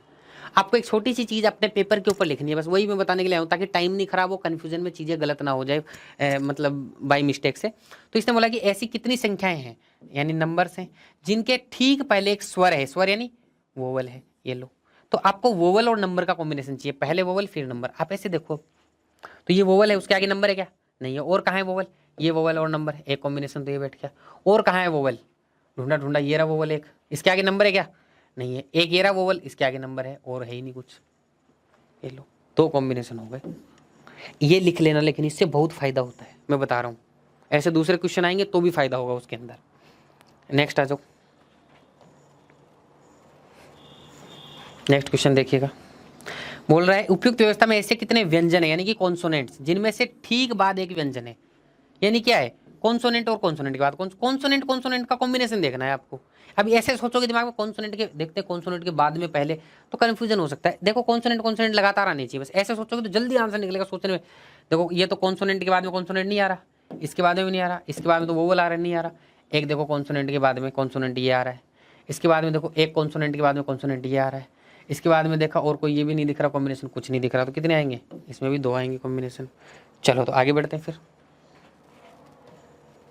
इसमें एक क्वेश्चन ऐसे पूछता है, ऐसे पूछता है कि ओ स्टार से संबंधित है, ओ स्टार से संबंधित, ओ ये रहा और स्टार ये रहा, तो ऐसे आपको सोचना है, ठीक है। इसी प्रकार नो वाई से संबंधित है, नो वाई से संबंधित है। तो अब देखो कैसे संबंधित है, बीच में कितने एलिमेंट छोड़ दिए, 4 एलिमेंट छोड़ के अगला, इसमें भी 4 एलिमेंट छोड़ के अगला, बस। तो बताओ 8 किससे संबंधित होगा, 8 देखा, उसके आगे 4 एलिमेंट छोड़ दो और उससे अगला क्या आ गया, एट द रेट, तो ये एट द रेट हो गया। नेक्स्ट क्वेश्चन, अब देखना भाई, ध्यान से समझ लेना, इस कॉन्सेप्ट को समझना। यहाँ पे एक रैंकिंग का छोटा सा कॉन्सेप्ट लगता है। अगर आप किसी चीज के राइट से राइट में देख रहे हो ना, तो आपको ऐसे ज्यादा दिमाग लगाना, जितने उसमें माइनस कर दो, क्या करना है, माइनस करना है। और लेफ्ट लेफ्ट देख रहे हो तो भी माइनस करना है। अगर राइट लेफ्ट देख रहे हो और लेफ्ट राइट देख रहे हो तो क्या करना है, प्लस करना है। बोलेगा इसके दाएं से दाएं, तब क्या करना है, माइनस। बोला बाएं से बाएं, लेफ्ट के लेफ्ट, तब क्या करना है, माइनस करना है। लेफ्ट से के राइट, तब क्या करना है, प्लस करना है। और राइट के लेफ्ट तो भी प्लस करना है। तो इसमें देखो क्या बोल रहा है, which of the following is the 6th to the right from the 13th from the right end. अब राइट एंड से चलो, 13th देखो, फिर उसके राइट, फिर से 6 चलो, ऐसे नहीं करना है। आपको बोला है कि 13th राइट बोला और फिर से राइट बोला, तो 13 में से 6 माइनस कर दो, बस। कितना आया, 7। कौन से एंड से देखना है, राइट एंड से 7 नंबर पे देख लो कौन सा आ रहा है, 1 2 3 4 5 6 7 @ समझ गए? ठीक है, तो इस तरीके से आपको कर लेना है। नेक्स्ट प्रश्न भाई, इस क्वेश्चन में आ जाओ। इस क्वेश्चन से पहले मैं 2-4 चीजें आप लोगों को समझाना चाहता हूँ, वो आपको बस ध्यान में रखनी है और कुछ भी ध्यान में नहीं रखना। इसका फिर मैं वो भी अल्फाबेटिकल फॉर्म वाला क्वेश्चन भी कराऊंगा, जो अल्फाबेटिकल फॉर्म का भी एक क्वेश्चन बनता है और एक क्वेश्चन ये बनता है, दोनों के दोनों क्वेश्चन कराने वाला हूँ इसी वीडियो के अंदर। ठीक है, चलो तो मैं पीछे जाके एक स्लाइड निकालता हूँ और आपको एक चीज़ बताता हूँ। देखो भाई, अगर मान लो आप लोगों को दिया गया है 583 और दिया गया है 434, तो आप बताओ 583 434 से बड़ा है? ये बात तो आपको कंफर्म पता ही है। लेकिन अब मैं ऐसे बोल दूं कि आपको ये यहाँ पे 2 नंबर्स तो हैं लेकिन आपको पता नहीं है क्या है, तो आप क्या बोलोगे? सर अभी भी आप बोल सकते हो ये बड़ा ही होगा, हमें इनसे मतलब ही नहीं है। तो इसका मतलब क्या हुआ, कोई भी संख्या छोटी या बड़ी होती है उसमें अगर पहला डिजिट, अगर वो सेम डिजिट्स की संख्याएं हैं, 3-3 डिजिट्स की संख्या है, तो उसमें जो पहला डिजिट होगा उसी से हमें पता लग जाएगा कौन बड़ा है कौन छोटा है। तो बड़ा और छोटा निकालने के लिए आपको पहली डिजिट पे ध्यान देना है। किस पे ध्यान दोगे? बड़ा और छोटा निकालने के लिए पहली डिजिट पे ही ध्यान देना है कि पहली डिजिट क्या होगी। अब पहली डिजिट को वो चेंज करता रहेगा, कभी इधर वाली को लाके उधर करेगा, कभी उधर। आपको फोकस रखना है पहली डिजिट पे, पहली डिजिट पे कि पहली डिजिट कौन सी बनेगी, आपको इस बात पे फोकस रखना है। ठीक है, अब बोलोगे कि सर अगर ऐसा हो जाता तो, ठीक है 583 और यहाँ पे बोल दिया गया है 580, अब ये बड़ा है। ठीक है, अब आपको नहीं ये 8 मत बनाओ, एक बार इसको बना लो 7। ठीक है, अब बोलो सर पहला यूनिट सेम आ गया डिजिट, तो पहला को छोड़ दो फिर सेम आ गया तो अगली देख लो, अगली अगर डिजिट बड़ी है तो बड़ा नंबर हो गया। उसके आगे अगर अगली भी सेम हो जाती तो उसको छोड़ दो, उससे अगली डिजिट देख ले तो कौन सी बड़ी है। तो ऐसे बड़ा या छोटा नंबर दिखाई देगा। चलो उसके आगे बताओ, एक होता है इंक्रीजिंग, एक होता है डिक्रीजिंग। इंक्रीजिंग क्या होता है, किसी भी नंबर को इंक्रीजिंग में कैसे लिखेंगे, बढ़ते क्रम में, यानी बढ़ती हुई संख्या, यानी कि 1 2 3 4, यानी बड़ा नंबर बाद में आएगा, बड़ा नंबर राइट साइड में आएगा और लेफ्ट साइड में छोटा नंबर है। डिक्रीजिंग मतलब 5 4 3 2 1, बस ये छोटी सी 2 बातें ध्यान में रखनी है, आपको पता भी होंगी। अब आ जाते हैं सीधा क्वेश्चन के ऊपर। देखो भाई पहला क्वेश्चन बोल रहा है, if in each number the first 2 digit are replaced by their sum, पहली 2 डिजिट उनके सम से, यानी कि दोनों को जोड़ दिया जाए तो कौन सा नंबर लार्जेस्ट होगा इनमें से। तो आप मुझे बताओ पहली 2 डिजिट, जैसे मान लो मैंने 850 देखा था और 443 देखूंगा, तो पहली 2 डिजिट भी तो बड़ी है इससे, 85 भी तो 44 से बड़ा ही होगा। तो पहली 2 डिजिट भी देख सकते हो, अगर सिंगल नहीं देख पा रहे हो सीधा, तो पहली 2 डिजिट का सम कर रहा है तो वही देख लो। इसमें पहली 2 डिजिट क्या बनेंगी, 12 बनेंगी। तो 12 दिमाग में रखना, देखो पेपर पेन नहीं छूना है, 12 दिमाग में रखा। इसमें 8 और 4 12, ये भी सर सेम आ गया, अभी तक बड़ा यही है। 7 और 6 13, अभी देखो सर ये बड़ा हो गया, 7 और 6 13। ठीक है, 5 और 7 12, नहीं सर अभी तक यही बड़ा है। फिर देखा आगे 6 और 8 14, तो सर सबसे बड़ा ये हो गया, तो क्या हो गया 684। सीधा आंसर करना है। कुछ लोग ऐसे करने बैठ जाते हैं, सर ये 127 बन जाएगा, ये 123 बन जाएगा, ये 135 बन जाएगा, ये 122 बन जाएगा और ये 144 बन जाएगा। तो सर देखो 144 सबसे बड़ा हो गया। नहीं, ऐसे नहीं करना है, सीधा आपका टिकाना चाहिए ये। ठीक है, समझ गए ना इस बात को, सीधा टिकाना चाहिए ये, नंबर बनाने नहीं बैठना है, कुछ भी लिखना नहीं है इसके अंदर। अब देखो इसके अंदर देखिएगा क्या बोल रहा है, क्वेश्चन बोला है यदि प्रत्येक संख्या में दूसरे अंक में 1 जोड़ दिया जाए, जोड़ देना भाई दूसरे अंक में 1, आप छोड़ो इस चक्कर में क्या जोड़ रहा है बाद में देखेंगे। If 1 is added the second digit then the first and second digits are interchange, फिर सेकंड और फर्स्ट को चेंज कर देगा। Which number will be the third highest. अब आप एक बात समझना, मान लो 2 बड़ा है 1 से, 2 बड़ा है 1 से, अब मैं दोनों साइड 1 1 जोड़ दूं 3, तो 3 भी बड़ा रहेगा 2 से। तो इस 1 को जोड़ने से कोई फर्क नहीं पड़ना, तो इस 1 पे तो दिमाग ही नहीं लगाना है।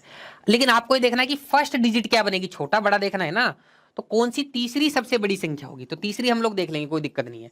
पहले आप बड़ी संख्या देखने के लिए पहले डिजिट पे कौन आएगा वो देखना है, पहले डिजिट पे दूसरी वाली संख्या आ रही है कि नहीं आ रही है। तो बताओ बड़ा और छोटा कौन डिसाइड करेगा, ये वाली दूसरी वाली संख्या। इसमें 1 जोड़ोगे तो सब में ही 1 जुड़ेगा, तो उससे कोई फर्क पड़ना नहीं है, उससे कोई फर्क पड़ना नहीं है। बताओ भाई यहां तक समझ में आ गया हो। सबसे पहले देखना कि ये पहले पे आ जाएगी, तो लिखना नहीं है पेपर पे, सिर्फ दिमाग में रखना कि हाँ ये वाली डिजिट पहले पे आ जाएगी, तो इससे छोटा बड़ा डिसाइड होगा। तीसरी सबसे बड़ी संख्या पूछी गई है, तो बताओ सबसे बड़ी संख्या कौन सी होगी। ये 8 बनेगा, यहाँ पे भी 8 होगा, इन दोनों में से होगी कोई न कोई।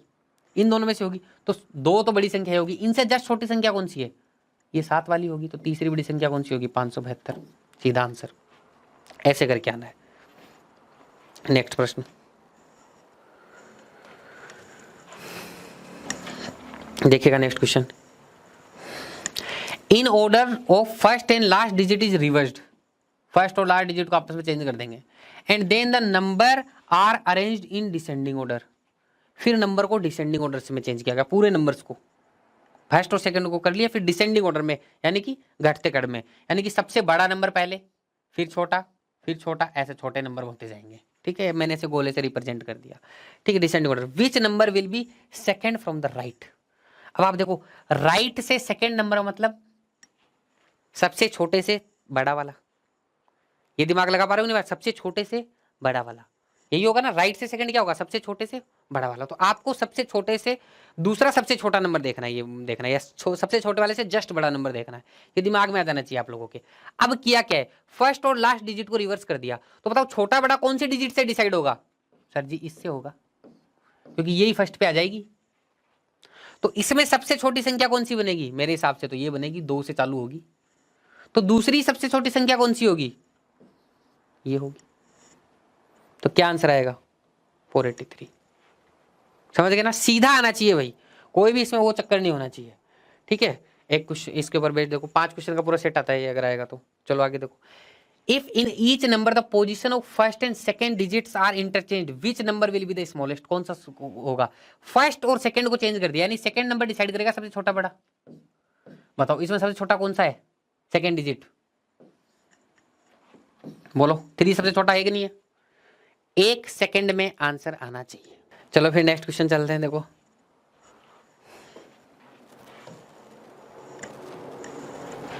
आ जाओ फिर नेक्स्ट प्रश्न के ऊपर आते हैं। If in each number 1 is added, हर एक नंबर में 1 is added to the last digit, last digit में 1 ऐड कर दिया, चलो ठीक है, and then the position of second and third digit are interchanged. देखो लास्ट डिजिट में 1 जोड़ दिया और सेकंड और थर्ड के अंदर चेंज कर दिया, कर दो भाई, हमें क्या लेना है। विच number will be the largest, देखो कैसे बेवकूफ बना रहा है, अगर कोई ऐसे करने बैठ जाएगा फिर कोई फर्क नहीं पड़ेगा। अरे फर्स्ट डिजिट के साथ में कोई चेंजमेंट किया क्या, नहीं किया, तो छोटा बड़ा कौन डिसाइड करेगा, फर्स्ट डिजिट ही डिसाइड करेगा। तो क्या बोला है, लार्जेस्ट नंबर कौन सा है फर्स्ट डिजिट में, if in each number first digit to the last digit and the position of second and third digit are interchange, तो बड़ा छोटा तो अभी भी फर्स्ट डिजिट ही डिसाइड करेगी। तो इसमें कुछ करना ही नहीं था, सीधा देखना था पहला वाला नंबर कौन सा बड़ा है, 937, ये लो आंसर। ठीक है, चलो फिर नेक्स्ट प्रश्न पे आ जाते हैं। अब देखो भाई, ये क्वेश्चन करने के लिए इसमें ये अल्फाबेटिकल वाला भी आ जाता है कई बार, तो अब इसको कैसे करेंगे। इसको करने के लिए देखो, सबसे पहले 1-2 चीजें मैं बता देता हूँ छोटी छोटी। आपको ए से जेड तक के क्या याद होने चाहिए, नंबर से याद होने चाहिए। जैसे ए का नंबर 1 होता है तो जेड का 26 होता है, सबको याद है क्या, नहीं याद है तो कर लेना, मैंने इसका एक वीडियो डाला हुआ है, जुगाड़ दे के याद कर लेना, ऐसे पता होना चाहिए फटाफट। ऐसे किसी ने बोल दिया एम तो 13, किसी ने बोल दिया डब्ल्यू तो 23, सीधा आना चाहिए, कुछ भी बोल दे तो क्यू तो 17 आना चाहिए, आर तो 18 आना चाहिए, एकदम दिमाग में। ठीक है ना, यू तो 21, एकदम एकदम दिमाग में बैठा हुआ होना चाहिए। ठीक है ना, कोई भी ऐसा नहीं होना चाहिए जैसे एच बोल दिया तो 8, आई बोल दिया तो 9, सीधा मतलब ऐसे एक झटके के अंदर आना चाहिए, उसके बाद में कोई दिक्कत नहीं है, ये क्वेश्चन हो जाएगा।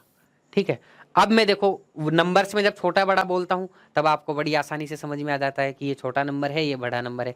वर्ड्स में नहीं समझ में आएगा, तो वर्ड्स में एक बात ध्यान रखना, मैं सबसे छोटा जो बोलूंगा ना वो ए को बोलूंगा, और सबसे बड़ा किसको बोलूंगा, जेड को बोलूंगा। इसको क्या बोलूंगा, इसको छोटा बोलूंगा, इसको बड़ा बोलूंगा। तो बताओ डिक्शनरी में पहले छोटा वर्ड आएगा कि बड़ा वर्ड आएगा, डिक्शनरी में तो पहले ए से स्टार्ट होने वाले आते हैं, तो सबसे पहले कौन सा आएगा, छोटा वर्ड आएगा, फिर बड़ा वर्ड आएगा, तो जेड से स्टार्ट होने वाले बड़े वर्ड होंगे। ठीक है, चलो तो पहला क्वेश्चन क्या बोल रहा है, ऐसे दे रखा है, अब हमें इससे मतलब नहीं, नीचे आ जाते हैं। If the given words are arranged in the order as they would appear in a dictionary from left to right, left से राइट में, यानी कि छोटे से बड़े में, ऐसे ही लिख रहा है ना, डिक्शनरी के हिसाब से तो छोटे से बड़े में लिख रहा है, छोटे से बड़े होते हुए वर्ड लिख रहा है। सबसे छोटा वर्ड किससे स्टार्ट होता है, ए से, फिर बी से, फिर सी से, फिर डी से, इस तरीके से स्टार्ट होगा। ठीक है ना, और लेफ्ट से राइट में इसको लिख दिया। फिर बोला विच of the following will be fourth from the left, total कितने हैं ये, 5 है, टोटल 5 है ना, तो फोर्थ फ्रॉम द लेफ्ट क्या होगा, 1 2 3 4 ये होगा, यानी दूसरा सबसे बड़ा, सबसे छोटा, और दूसरा सबसे छोटे वाले से जस्ट बड़ा। ठीक है, सबसे छोटे वाले से जस्ट बड़ा वाला होगा, वो आपको देखना है, सीधा दिमाग में आनी चाहिए चीजें। अब आप मुझे बताओ सबसे छोटा कौन है इसके अंदर, ये है कि नहीं है, बट सबसे छोटा है। उससे जस्ट बड़ा कौन है, ये। तो आंसर क्या होगा, ये लो। एक सेकंड रुकिए, क्या हो गया इसमें, लैब क्यों बोल रहे हो आप। If the given words are arrange in the order as they would appear in the dictionary from left to right, ठीक है, which of the following will be fourth from the left. अच्छा, fourth from the left बोल रहा है, sorry sorry sorry, I am really sorry, ठीक है, fourth from the left बोल रहा है, नॉट राइट, ठीक है ना।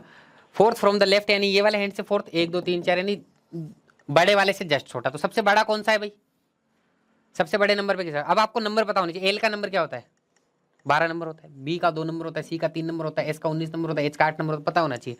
सबसे बड़ा कौन सा है, 19 नंबर वाला, और 2 नंबर पे सबसे छोटा कौन सा है, लेफ्ट, तो LAP, ये हो जाएगा आंसर, ठीक है जी। तो लेफ्ट राइट का थोड़ा ध्यान रखना, मैं ऐसे खड़ा रहता हूँ ना तो मेरे लेफ्ट राइट चेंज हो जाते हैं कई बार, क्योंकि आप तो ऐसे बैठ के सोल्व करोगे कई बार क्वेश्चन, तो आपको समझाने के चक्कर में लेफ्ट राइट में गड़बड़ हो जाती है कभी कभी, ठीक है। चलो, तो ये लेफ्ट हो गया, नेक्स्ट क्वेश्चन चलते हैं। तो वैसे ही छोटे बड़े वर्ड्स का देखना है जैसे हमने नंबर्स का देखा। नेक्स्ट क्या बोल रहा है question, if in each of the given words each of the consonant is change to previous letter. अब देखो ये है ना, दिमाग में नहीं रखना है, ये तो भूल जाओगे नहीं तो आप। कॉन्सोनेंट में एक प्लस करना है, ये लिख लेना अपने रफ शीट के ऊपर। फिर बोला and each vowel is change to the next letter, previous letter, sorry previous letter में चेंज करना है इसको। तो and each of vowel change to next letter, vowel में क्या करना है, एक ऐड करना है। फिर बोला है in English alphabetical series in how many words thus form will at least 1 vowel appear.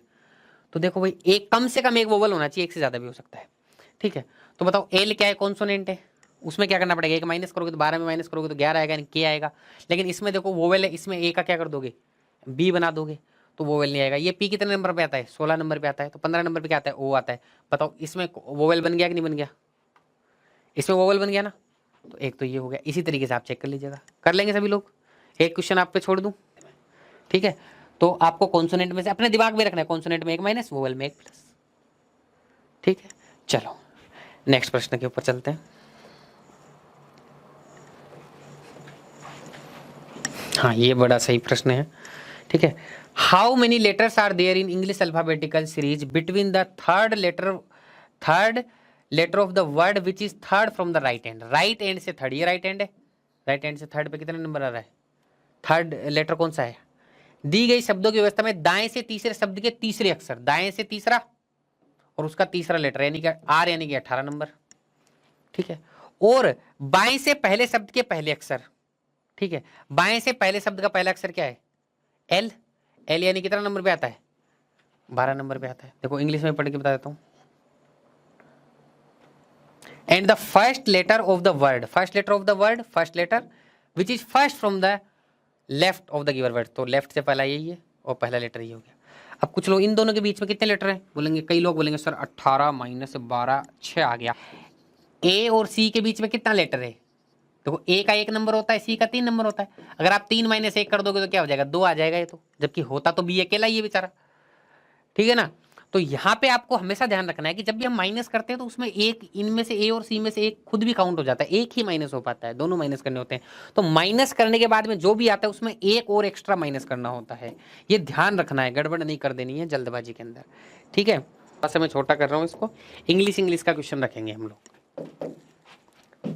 A certain number of persons sit in a row adjacent to each other. Some of them are like different fruits and other are like different flowers. कुछ लोग fruit like करते हैं, कुछ लोग floors like करते हैं। 6 person sit between the one who like mango and the one who like Apple, ठीक है ना। मैंगो और एप्पल के बीच में कितने लोग बैठते हैं, देखो शॉर्ट में लिख लो यार, मैंगो और एप्पल के बीच में 6 लोग। ऐसे ही बैठ सकते हैं, ऐसे ही बैठ सकते हैं ना, उल्टा इसका,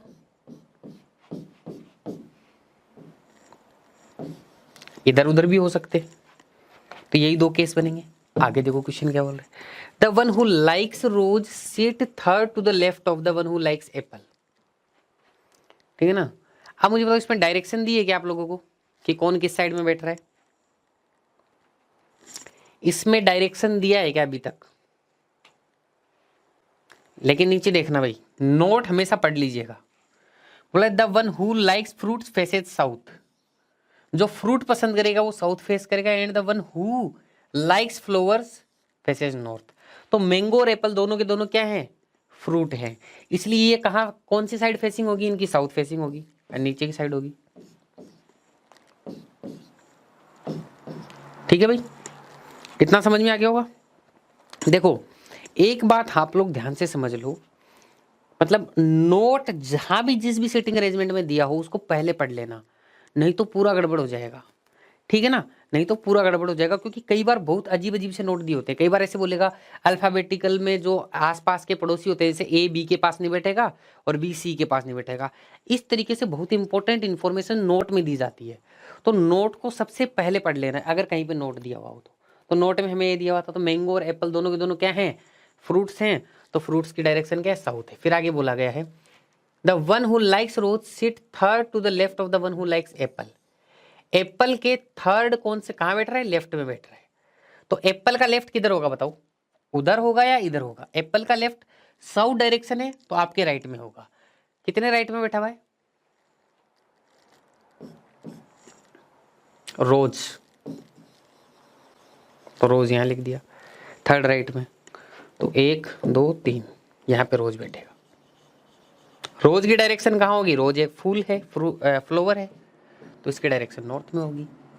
आगे बढ़ते हैं फिर, और क्या बोला गया, 2 person sit between the one who likes rose and the one who likes marigold, who is not and neighbour of the one who likes mango. Marigold mango के पास में नहीं आएगा भाई, ठीक है ना।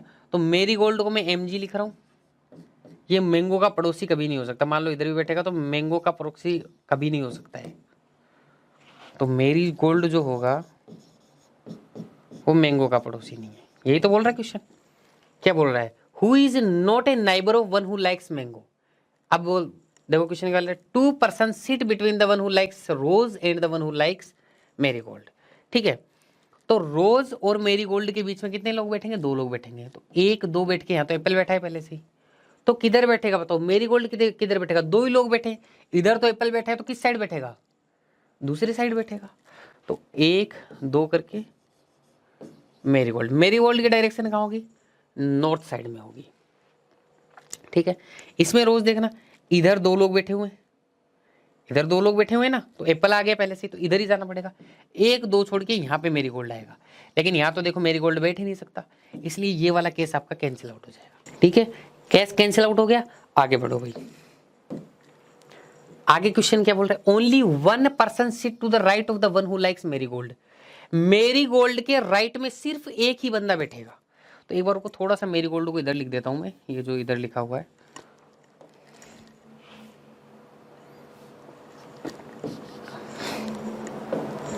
यहां मेरीगोल्ड था। अब बोला जा रहा है कि मेरीगोल्ड के राइट में सिर्फ एक ही बंदा बैठेगा, ओनली बोला हुआ है, तो यहां एक ही बंदा बैठेगा। तो बताओ राइट में सिर्फ एक बंदा, तो राइट एंड क्लोज हो गया कि नहीं हो गया, ये वाला अनसर्टेन पीपल्स में एंड क्लोज किया करो हमेशा। ये एंड क्लोज हो गया कि नहीं हो गया, ये एंड क्लोज हो गया है अब। ठीक है ना, इसके आगे अब कोई नहीं बैठ सकता। आगे देखते हैं, no one sit to the right of the one who likes mango. Mango के राइट में कोई नहीं बैठेगा, तो मैंगो का राइट किधर है, इधर है, इसका मतलब इधर कोई नहीं बैठेगा, तो ये भी एंड क्लोज हो गया। इतने ही लोग हैं भाई, गिन लो कितने लोग बैठे हुए हैं, 1 2 3 4 5 6 7 8 9 10 11 12 13 14 15 लोग बैठे हुए हैं। कितने लोग बैठे हुए हैं इस लाइन में, 15 लोग। अब इसमें कभी पूछेगा आपको इसके राइट में कौन बैठा है, एंड में कौन बैठा है, तो सारे क्वेश्चन आप लोगों के हो जाएंगे। मेन क्वेश्चन होता है कितने लोग बैठे। इस तरीके से अनसर्टेन पीपल वाला क्वेश्चन अगर एग्जाम में आ गया तो बताओ ऐसा तो नहीं लगेगा नया कुछ आ गया, कर लोगे ना आप लोग। नेक्स्ट क्वेश्चन चलते हैं। अब ये क्वेश्चन देखो, अब अनसर्टेन पीपल्स का क्वेश्चन एक ही आएगा, लेकिन मैं 2 क्वेश्चन ले रहा हूं। इसलिए मैं 2 क्वेश्चन ले रहा हूं क्योंकि इस क्वेश्चन में कुछ नई बात है, वो आपको फंसा सकता है ऐसे करके, इसलिए मैं क्वेश्चन ले रहा हूं। क्वेश्चन तो आपका हो गया होगा, जितने भी लोग इसके अंदर आए हैं सब लोग ट्राई कीजिएगा। ये आपका होमवर्क है, मुझे बस आपसे ट्राई करवाना था, मैंने ट्राई करवा लिया। लेकिन ध्यान रखना यहाँ पे मैंने वो क्वेश्चन लिया नहीं है। लेकिन कई बार क्या होता है, जैसे अभी मैंने दोनों एंड क्लोज किए थे ना, दोनों एंड क्लोज हुए थे अभी, ध्यान दीजिएगा, कल आपके एग्जाम में ऐसे क्वेश्चन हो सकता है। दोनों एंड मैंने क्लोज किए थे थोड़ी देर पहले। कई बार क्या होता है, आपको दोनों एंड के बारे में कोई इंफॉर्मेशन दी नहीं जाती, उनके बीच में बैठ जाते हैं लोग, जैसे ऐसे करके आपने बहुत सारे लोग बिठा दिए, लेकिन आपको ये नहीं दिया जाता कि ये वाला एंड क्लोज हो गया, ये वाला एंड क्लोज हो गया, इसके आगे कुछ नहीं बैठेगा। तो कभी भी आप ये मत बोलना इस लाइन में इतने लोग बैठे हुए हैं, जब तक आपको एंड में इंफॉर्मेशन नहीं दी जाए 24, 25, 30, कभी भी आपको ऐसे नहीं बोलना है जब तक आपको एक्सट्रीम एंड का पता नहीं चले। जैसे बोल दिया कि राइट एंड के सेकंड में आप लोगों का मतलब एम बैठा हुआ है, राइट एंड से सेकंड में, तो 1 2 मतलब 3 नंबर पे मान लो 1 2 3 नंबर पे 3 लोग बैठे हुए हैं, 3 नंबर पे एम बैठा हुआ है, तो ये अब इस बार क्लोज हो गया यहां से। लेकिन अगर ऐसा कोई इंफॉर्मेशन नहीं दिया गया और आपके एक लाइन में बहुत सारे लोग बैठ गए, आपके एक लाइन में बहुत सारे लोग बैठ गए, ऐसे बैठ गए, लेकिन एंड्स के बारे में कुछ भी नहीं बोला गया है, तो इसका मतलब आपको एंड्स का पता नहीं है। सी एंड डी आंसर आ जाएगा वहां पे, इसमें नहीं है सी एंड डी आंसर, लेकिन वहां पे सी एंड डी आंसर आ सकता है, ठीक है ना। वैसा क्वेश्चन अभी मैं ला नहीं पाया हूं, इसलिए ये है। ये एक नेक्स्ट क्वेश्चन है। चलो क्वेश्चन बोला 6 persons are sitting in a row, some of them are facing north while rest are facing south. South में फेसिंग है, नॉर्थ में फेसिंग है, नहीं पता कितने कितने लोगों की। वो लगे P sit third to the left of B, B के थर्ड लेफ्ट के अंदर पी बैठा हुआ है। तो अगर इसको लेफ्ट मानूंगा तो बी की फेसिंग किधर है, ऐसे ऐसे भी हो सकता है। बी की फेसिंग अगर नॉर्थ में हो, नीचे बनाता हूं थोड़ा सा, बी की फेसिंग अगर नॉर्थ में तो पी थर्ड लेफ्ट में, 1 2 3 पी यहाँ पे बैठेगा। इतना समझ में आ गया होगा। 2 केस बनेंगे, जहां तक 2 केस बनते हैं वहां से क्वेश्चन स्टार्ट कर लो। आगे क्वेश्चन बोला and both does not sit at the extreme and, दोनों में से कोई भी एक्सट्रीम एंड पे नहीं बैठेगा। इसका मतलब दोनों के साइड में कोई ना कोई बैठेगा। मतलब टोटल कितने लोग थे, 6 पर्सन थे टोटल, और 6 लोगों की पोजीशन लोकेट हो गई। अब मैं आगे देख लूंगा क्या हो रहा है। The person who sit at extreme ends are facing opposite direction. अब इसको देखो, यहाँ पे मैं अगर केस बनाने बैठ गया तो 2 इसके 2 इसके बन जाएंगे, क्योंकि अगर ये नॉर्थ होगा तो ये साउथ होगा, अगर ये साउथ होगा तो ये नॉर्थ होगा, ये नॉर्थ होगा तो साउथ होगा, साउथ होगा तो नॉर्थ, मतलब 2 केस बन जाएंगे। वो नहीं बनाने, आपको सीधा ऐसे लिख देना है, एक्सट्रीम एंड अपोजिट डायरेक्शन, बस साइड में लिख दो। लेकिन बार बार में क्वेश्चन पढ़ने का लफड़ा भी नहीं रखना है, साइड में लिख देना है। आगे देखना, there are 2 person sit between X and T. अभी यहाँ पे कुछ भी नहीं कर सकते हम लोग। इसने बोला एक्स और टी के बीच में कितने लोग बैठेंगे, 2 लोग बैठेंगे, आपस में स्वेप भी हो सकता है। आगे बोला X does not sit near to B, X B के पास नहीं बैठेगा, तो मत बैठने दो बी के पास। एक्स यहाँ नहीं बैठेगा देखो, और एक्स यहाँ नहीं बैठेगा, कोई बात नहीं, मुझे कोई दिक्कत नहीं है। आगे बोल दिया R sit third to the right of Y, अभी भी नहीं पता कुछ भी। जो आर है ना, वाई के थर्ड राइट में, देखो ऐसे शॉर्टकट में लिखना, वाई के थर्ड राइट में कौन बैठा हुआ है, आर बैठा हुआ है। फिर आगे बोल दिया who is an immediate neighbour of B. ये जो वाई है, हु हमेशा सेकंड पर्सन के लिए आता है, ध्यान रखना। हु हमेशा जो होता है वो सेकंड पर्सन के लिए आता है, ये सेकंड पर्सन यानी वाई के लिए है। वाई के लिए ये बोल रहा है कि who is an immediate neighbour of B, Y जो होगा वो बी का इमीडिएट नाइबर होगा, यानी कि वाई के अगल बगल में बी आएगा, तो मैंने शॉर्टकट में लिख दिया यहाँ पे।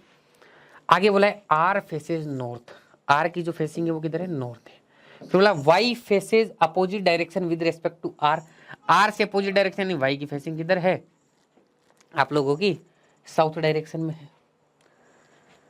फिर आगे बोल दिया both P and T are facing in the same direction as R, कौन कौन, पी और टी, तो आर की डायरेक्शन नॉर्थ है तो पी और टी की भी क्या होगी, नॉर्थ ही होगी, तो ये मैंने लिख दिया साइड में। अब मैं किससे चलूं, एक्स और टी का कुछ भरोसा है नहीं, तो वाई के थर्ड राइट में मैं आर को बिठाता हूं।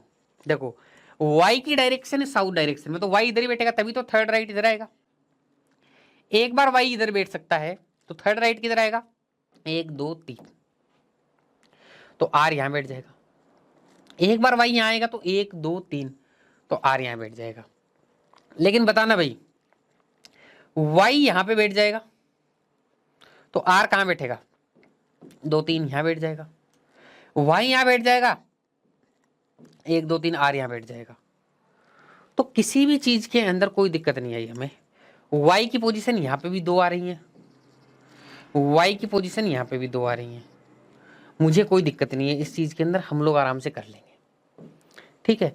लेकिन भाई ऐसे 4 केस बनाएंगे ना तो टाइम बहुत लग जाएगा, दिमाग से केस को कैंसिल आउट करना है। जैसे आप खुद सोचेंगे दिमाग में सोचना है, फिर छोटा लिख लिया करो। मैं तो एग्जाम में क्या करता हूँ, छोटा लिख सकते हो आप लोग। जैसे वाई यहाँ पे आया तो मैंने सोचा थर्ड राइट में 1 2 3, आर यहाँ पे आ गया, ठीक है ना। आर यहाँ पे आएगा तो एक्स यहाँ पे आएगा, ठीक है ना। एक्स और टी के बीच में दो लोग बैठेंगे तो एक्स यहाँ पे आ सकता है क्या, बताओ। एक सेकंड रुक जाओ, एक्स यहाँ पे नहीं आ सकता, यहाँ पे नहीं आ सकता, तो इसका मतलब एक्स यहाँ पे आएगा, एक्स यहाँ पे आएगा तो टी यहाँ पे आएगा।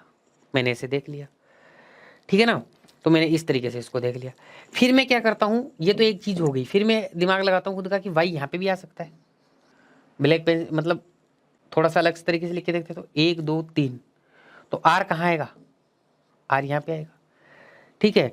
तो बताओ अब एक्स कहाँ पे आ सकता है, वाई यहाँ आ गया, आर यहाँ आ गया, पी और बी, तो अब एक्स यहीं आ सकता है, तो 1 2 छोड़ के टी यहाँ पे हो जाएगा, ठीक है ना, टी यहाँ पे हो जाएगा। तो इस तरीके से यहाँ पे दो केस बन गए। तो मैं एक ही जगह पे बना लेता हूँ कि भाई ये 1 केस हो गया, ये 2 केस हो गया। इस तरीके से एक ही जगह पे 2 केस बना लो, ठीक है। नीचे वाले के अंदर देखना, ठीक है ना, एक्स यहाँ पे नहीं आ सकता, दोनों जगह पे नहीं आ सकता, ठीक है। अगर मैं आर को यहाँ पे रखता हूँ तो 1 2 3 नंबर वाई यहाँ आता है, ठीक है। तो एक्स यहाँ पे आना पड़ेगा, टी यहाँ पे आना पड़ेगा, यही हो गया। फिर मैं दूसरा केस यहीं पे लिख लेता हूँ हल्का सा कि भाई y जो यहां पे आया था, सॉरी एक मिनट रुकना,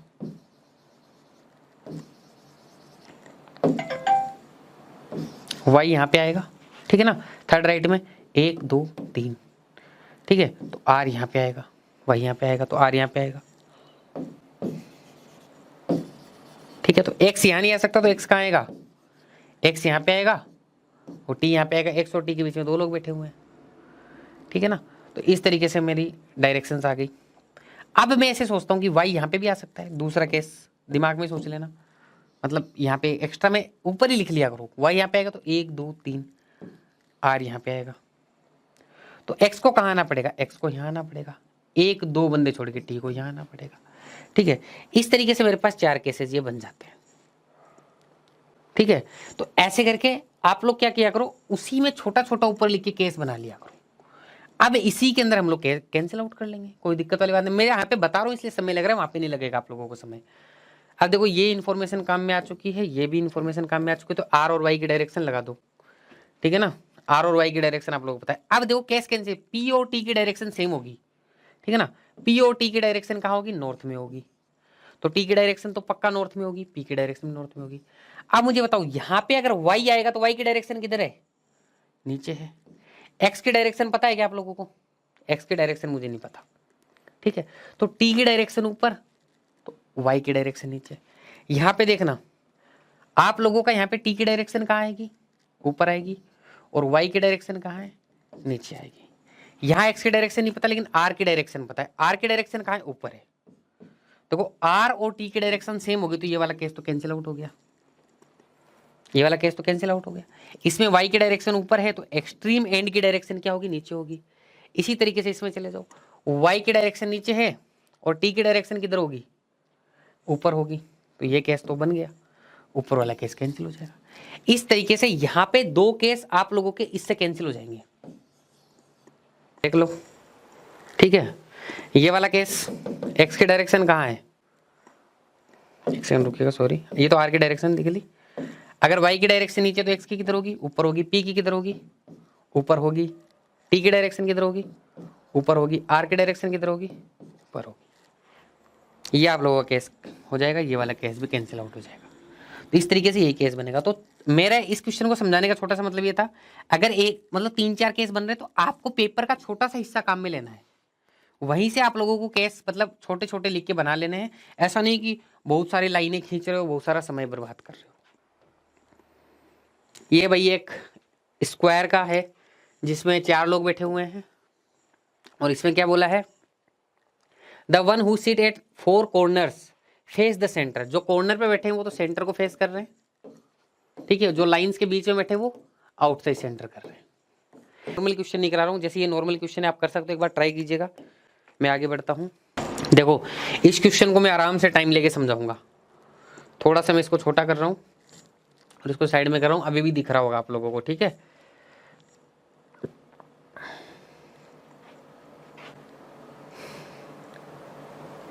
देखो क्वेश्चन में ये बोला जा रहा है आप लोगों को, 8 व्यक्ति एक 4 मंजिला इमारत में इस प्रकार से रहते हैं कि सबसे निचली मंजिल को संख्या 1 के रूप में और ऊपर 4 के रूप में। 8 person are living in 4 storey building such as ground floor is number 1, floor just above it is number 2 and so on till the top most floor. यानी कि 1 2 3 4 इस तरीके से 4 फ्लोर बनाए हुए हैं। Each of the floor has 2 flats, her floor पे 2 flat है। मतलब अभी तक ऐसे आता था कि इस फ्लोर पे ये रहता है वो रहता है, लेकिन कई बार क्वेश्चन आ जाता है कि हर फ्लोर पे 2 फ्लैट है। उसके बाद में इस पर डायरेक्शन का भी रोल आता है, लेकिन ये बोला गया है flat A and flat B.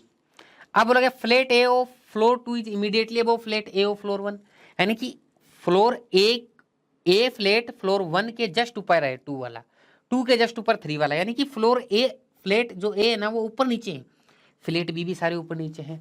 इस तरीके से ये सारी इन्फॉर्मेशन यहाँ पे दी गई। लास्ट लाइन में बोला गया flat A is in west of flat B. यानी कि अगर मैं 4 फ्लैट्स की बात करूं,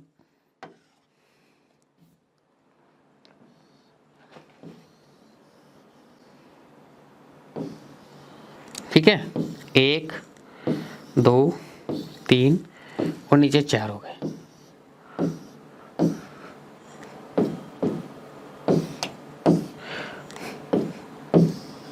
हमेशा आपको 2 केस बनाने हैं, या आगे नेगेटिव इन्फॉर्मेशन। देखो यहां पे मैंने बोल दिया कि फ्लोर नंबर 1 2 3 4, यहाँ पे फ्लैट ए, यहाँ पे फ्लैट बी, यहाँ पे flat A flat B, 2 case अगर बनाते हैं यहाँ पे नेगेटिव इन्फॉर्मेशन लिखेंगे। फ्लैट ए इधर क्यों है, बी क्यों इधर आया, देखो ध्यान से देखो। Flat A is west of B, तो वेस्ट तो बी के इधर ही होगा। 4 डायरेक्शन होती है, नॉर्थ साउथ वेस्ट ईस्ट, तो वेस्ट इधर होगा यानी ए इधर होगा बी इधर होगा। अब ध्यान से समझिएगा सारे क्वेश्चन को, आगे देखते जाओ। क्वेश्चन बोला P lives to the north west of U. U अगर यहां रहेगा तो पी इधर रहेगा। इस बात को समझ पा रहे हैं? अगर यू यहां रहेगा तो पी यहां पे रहेगा। तो इसके 2 मतलब निकलते हैं। 2 मतलब ये निकलते हैं कि पी यू से ऊपर रहेगा तभी तो इस डायरेक्शन में ऊपर की साइड रहेगा। दूसरा, यू इधर वाले फ्लैट में रहेगा और पी इधर वाले में, यानी कि यू बी फ्लैट में रहेगा और पी फ्लैट ए में रहेगा और यू से हमेशा ऊपर रहेगा। आगे वाली लाइन में बोला है there is 1 floor gap between P and U. P और यू के बीच में एक ही फ्लोर का गैप है।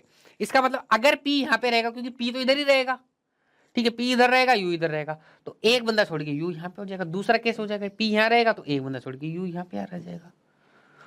उम्मीद करता हूं समझ में आया होगा इतना। इसका मतलब यही है, ये जो डायरेक्शन दे, इससे बहुत सारी इंफॉर्मेशन निकलती है, वो आपको पता होनी चाहिए। आगे देख तो क्या बोल रहा है, R live to the south west of Q. ठीक है ना, आर जो होगा वो साउथ वेस्ट ऑफ क्यू के रहेगा। तो क्यू अगर यहां रहेगा तो आर कहां रहेगा, इधर रहेगा। यानी कि देखो क्यू ऊपर रहेगा आर नीचे रहेगा, एक तो ये बात पता चली। कि दूसरा, क्यू इधर वाले फ्लैट पे रहेगा और आर इधर वाले फ्लैट पे रहेगा।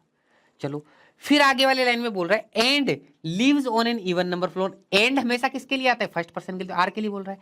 आर जो होगा वो इवन नंबर फ्लोर पे रहेगा। ठीक है भाई, तो मैंने देखा पहले वाले केस में तो आर यहीं पे रह सकता है। अब देखो क्यू कहां रह सकता है, आर से ऊपर रहेगा और सामने वाले फ्लैट पे रहेगा, यानी क्यू यहां भी रह सकता है। तो गोला लगा देना, 2 केस बनाते हैं, 2 अलग अलग मत बनाना। क्यू यहां पे रहेगा, क्यू यहां पे रहेगा, ठीक है।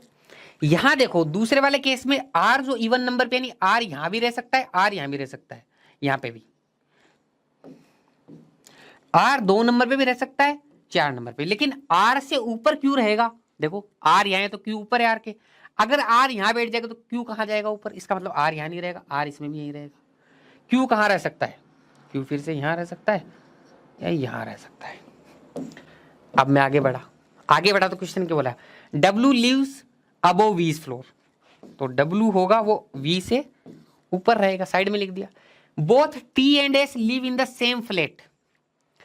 टी और एस जो रहेंगे वो सेम फ्लैट में रहेंगे भाई, सेम फ्लैट यानी ऐसे लिख दिया मैंने, सेम फ्लैट के अंदर रहेंगे।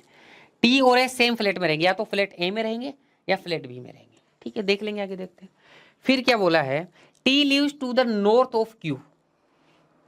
टी क्यू के नॉर्थ में रहेगा। क्यू के नॉर्थ का मतलब क्या है, नॉर्थ का होता है ऊपर, यानी कि टी क्यू की से ऊपर साइड में रहेगा।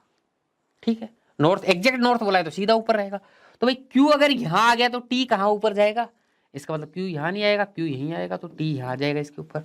यहां भी देखो क्यू यहां आ जाएगा और टी यहां आ जाएगा, सिंपल सी बात है। ठीक है, आगे बढ़ा तो क्वेश्चन ने बोला S lives on an odd number floor, S odd number floor पे रहेगा, यानी कि एस इवन नंबर फ्लोर पे नहीं रहेगा, 4 और 2 पे नहीं रहेगा। लेकिन मुझे दिया हुआ था एस और टी सेम फ्लोर पे रहेंगे, तो ये इन्फॉर्मेशन काम में लो। टी यहाँ है तो एस सेम फ्लोर पे, टी यहाँ है तो एस सेम फ्लोर पे। तो मैंने देखा एस तो यहाँ रह ही नहीं सकता, देखो ये तो इवन नंबर फ्लोर है, तो ये केस कैंसिल हो गया। ठीक है, इसका मतलब एस यहीं पे रहेगा। डब्लू ऊपर रहेगा वी के, तो डब्लू यहाँ हो गया, वी यहाँ हो गया। पहला केस आपका ये आंसर हो गया। ऐसा क्वेश्चन आएगा तो अब मुझे बताओ, अब तो नया नहीं लगेगा, ये डायरेक्शन वायरेक्शन से निकाल लोगे। ठीक है ना, ये डायरेक्शंस का बड़ा रोल है इसके अंदर। ठीक है, इसी पे क्वेश्चन भी आप लोगों से पूछ सकता है। देखो ये डेट वाला एक क्वेश्चन होता है, ऐसा क्वेश्चन आप कर सकते हो, नॉर्मल क्वेश्चन है। ठीक है ना, तो ये होमवर्क में दे रहा हूं मैं। ये क्वेश्चन सभी आपको बस दिखाने के लिए लाया था कि आप लोग खुद सोल्व करेंगे। मैं कुछ ही क्वेश्चन सोल्व कराऊंगा यहाँ पे। मैं चलता हूँ, ये वाला क्वेश्चन मैं खुद सोल्व कराऊंगा आप लोगों को। छोटा क्वेश्चन है देखने में, लेकिन नंबर्स का बड़ा रोल है इसके अंदर। इन नंबर्स का, ये जो नंबर लिखे हुए हैं इनका बड़ा रोल है इसके अंदर। क्वेश्चन में देखो 6 बॉक्सेस, अरे क्वेश्चन बोला 6 boxes SIMPWK are placed one above the other, in each box there are different number of kits. Example के तौर पे दिया हुआ है 2, 3, 4, 7, 8, 10 kept for the protection from कोविड-19। All the data was necessary in the same, not necessary in the same order. फिर बोला गया only 3 box are kept between I and के।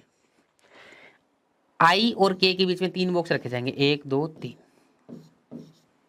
तो ऐसे भी तो हो सकता है, के और नीचे, ऊपर नीचे भी हो सकते हैं, अभी तो कुछ पता ही नहीं है। आगे देखना, विच हैज 7 किट्स, यानी के लिए बोल रहा है, के में कितनी किट है, 7 किट। आगे बढ़ा, the box which is kept just above I has half the number of kits that I has, यानी कि आई के जस्ट ऊपर जो बॉक्स रहेगा उसमें आई से आधी किट है। यानी अगर आई में x है तो इसमें कितनी रहेंगी, x/2। इसी तरीके से अगर आई में x है तो इसमें कितनी रहेंगी किट है, x से आधी रहेंगी। यही तो बोल रहा है, the box which is kept just above I has half the number of kits that I has. I से ऊपर वाले में आई से आधी किट रहेंगी। m is kept just above p, m जो रहेगा वो p के जस्ट अबव आ जाएगा। चलो fix information. Which has more than number of kits than K has, ठीक है, उसके पास के से ज्यादा किट हो सकती है। किसके पास में, पी के पास में। सेकंड पर्सन बोल रहे हैं, तो पी के पास में के से ज्यादा, यानी के की 7 है, तो पी के पास में 7 से ज्यादा क्या हो सकती है, 8 और 10 हो सकती है। 8 और 10 में से एक होगा। नंबर्स का एनालिसिस ध्यान से करना है, भी ध्यान से समझ लीजिएगा, आप लोगों का बोर्ड पे ध्यान होना चाहिए एकदम से। लेकिन बोला है एंड लेस देन, ठीक है ना, पी के लिए बोल रहा है, and less than W, P के पास डब्लू से कम होनी चाहिए। अब एक बात बताओ, अगर पी के पास 10 हो जाएंगी तो 10 तो मैक्सिमम संख्या है, तो डब्लू से कम कहाँ हो जाएंगी। इसका मतलब पी के पास 10 नहीं है, कितनी है, 8 है। इसका मतलब डब्लू के पास 10 है, तभी तो पी के पास कम होगी। तो डब्लू के पास 10 होगी, पी के पास 8 हो गई। आगे बढ़ते हैं, डब्लू इज केप्ट अबोव के एंड बिलो पी, ठीक है ना। डब्लू जो होगा केप्ट अबोव के, डब्लू जो होगा वो के से ऊपर होगा, एंड बिलो पी, ठीक है, और पी के क्या होगा, नीचे रहेगा। दूसरे वाले केस में देखना, डब्लू और पी के ऊपर रहेंगे, तो 2 लोग और आने चाहिए। देखो ये 1, 2, 3, 4, 5, 6, 7 हो गए, और लोग कितने हैं, डब्बे तो 6 ही हैं। दूसरा केस कैंसिल आउट हो गया, नहीं तो फिर ये वाली कंडीशन नहीं लगेगी। इस वाले केस में देख लेते हैं। इस वाले केस में बोला गया ये 8 और 10, यहाँ पे 2 नंबर, डब्बों के नंबर नहीं पता चले हमें, तो डब्बों के नंबर पता लगने के लिए ये देखो, क्या ये x/2 है, ये x है, यानी कि ये इससे दुगुना है। तो क्या 2 से दुगुना है यहाँ पे, 2 से दुगुना देखो 4 है यहाँ पे, 3 का दुगुना नहीं है, 4 का दुगुना 8 है, लेकिन 8 तो यहाँ आ चुका है, तो नहीं होगा। तो सिर्फ 2 और 4 ही कॉम्बिनेशन में बैठते हैं। इसका मतलब इसके पास 4 किट होगी, इसके पास 2 किट होगी, सिंपल सी बात है, ठीक है ना। तो आगे बढ़े। अब एक क्वेश्चन ने बोला है कि एम पी लगातार बैठेंगे और पी से नीचे डब्ल्यू और के आएंगे, ठीक है ना। तो यहाँ पे देखना, ध्यान से समझना, 1, 2, 3, 4, 5, 6 लोग तो पहले से बैठ चुके हैं, तो एम और पी यहीं पे बैठ पाएगा, ठीक है। तो एम पी बैठा, तभी तो पी के नीचे डब्ल्यू और के आ पाएंगे, तो डब्ल्यू यहाँ पे आ जाएगा, के नीचे आएगा, तो पी के नीचे देखो डब्ल्यू भी बैठ गया, के भी बैठ गया। टोटल 1, 2, 3, 4, 5, 6 लोग हो गए। एम के पास कितनी किटें नहीं पता, डब्ल्यू के पास 10 है, पी के पास 8 है, तो एम के पास बच गई कितनी, 3 बच गई, तो एम के पास कितनी होगी, 3 होगी। तो ये आपका आंसर हो गया। तो ऐसा क्वेश्चन आ जाए तो इस तरीके से आपको सोल्व करना है। नेक्स्ट क्वेश्चन पे चलते हैं। इसके ऊपर ये कंपैरिजन बेस्ड क्वेश्चन है, इसके ऊपर कितने क्वेश्चन आ जाते हैं, 3 क्वेश्चन बेस्ड आ जाते हैं। हिंदी हटा रहा हूँ इसकी, इंग्लिश में रखता हूँ क्वेश्चन को, ठीक है। देखिए क्वेश्चन क्या बोल रहा है, 3 out of MBTW and H are working factory X and remaining 3 working factory Y, ठीक है ना। 3 X में काम करते हैं, 3 Y में काम करते हैं। Each of them has his own earning which is different from anyone else, हर एक की अलग अलग अर्निंग है। बोला T works in factory Y, मैंने साइड में लिख दिया T Y में काम करता है, एंड अर्न्स द लिस्ट, सबसे कम अर्न करता है, ठीक है ना। अर्न्स द लिस्ट यानी सबसे कम अर्न करना है, यानी सारे के सारे इससे ज्यादा होंगे। कितने लोग हैं टोटल, 6 लोग हैं, तो 1 2 3 4 5 और 6, 1 2 3 4 5 6, तो सबसे कम अर्न करेगा टी। ये क्वेश्चन ने कुछ खुद बोल दिया है कि सबसे कम अर्न्स द एटलीस्ट, लिस्ट यानी सबसे कम। W and D do not work in factory Y, तो W और D Y में काम नहीं करेंगे, तो W और D किस में काम करेंगे, X में काम करेंगे। कॉमन सेंस की बात है, दो ही कंपनी है, ठीक है। And neither of them earns the maximum amount, यानी कि W और D कहाँ नहीं आएंगे, मैक्सिमम वाले पे नहीं आएंगे। B earns less than H and W, B जो होगा वो H और W से कम कमाएगा, तो H और W से B कम कमाएगा। ऐसे आपको लिखते हुए चले जाना है, ठीक है ना। फिर आगे बढ़े, T doesn't work in the same factory in which M works, ठीक है ना। M और कौन सा बोला, M और T सेम फैक्ट्री में काम नहीं करेंगे, तो T Y में काम कर रहा है तो M किस में करेगा, X में करेगा। कॉमन सेंस की बात है, ठीक है। आगे बढ़ते हैं, M earns more than D but less than B, M जो होगा वो D से ज्यादा कमाएगा, लेकिन कम किससे कमाएगा, B से कमाएगा। ये दिया हुआ है। अब इनको यहां पे सेट करना है, इसके अंदर पूरा का पूरा। कैसे सेट कर पाओगे, देखो B से ज्यादा कमाएंगे H और W, तो B से ज्यादा कमाएंगे कौन कौन, H और W। तो देखो ये कितने हो गए, 1 2 3 4 5, इसके इधर कितनी जगह खाली है, 1 2 3 4 5, तो आएंगे तो यहीं पे, ठीक है ना, आएंगे तो यहीं पे। तो यहां से स्टार्ट करना पड़ेगा, D यहाँ पे आ गया, M यहाँ पे आ गया, B यहाँ पे आ गया। अब यहाँ दोनों में कंफ्यूजन है, HW में से HW कहाँ आएगा, यहाँ आएगा। तो देखो यहाँ पे W नहीं आ सकता, तो यहाँ पे W आएगा, तो यहाँ पे H आ जाएगा। कंपनीज की अगर मैं बात करूं तो देखो M X में काम करता है, M X में काम करता है, T Y में काम करता है, ठीक है। W और D X में काम करते हैं, W और D X में काम करते हैं। अब देखो 3 X में काम करते हैं, 3 Y में, तो X में काम करने वाले ये 3 हो गए, Y में काम करने वाले एक वो हो गया, एक ये हो जाएगा, एक ये हो जाएगा, ये हो गया। इस पे बेस्ड आपको क्वेश्चन पूछ लिया जाएगा। उम्मीद करता हूँ समझ में आ रहा होगा, ठीक है। Thank you very much, bye bye, take care.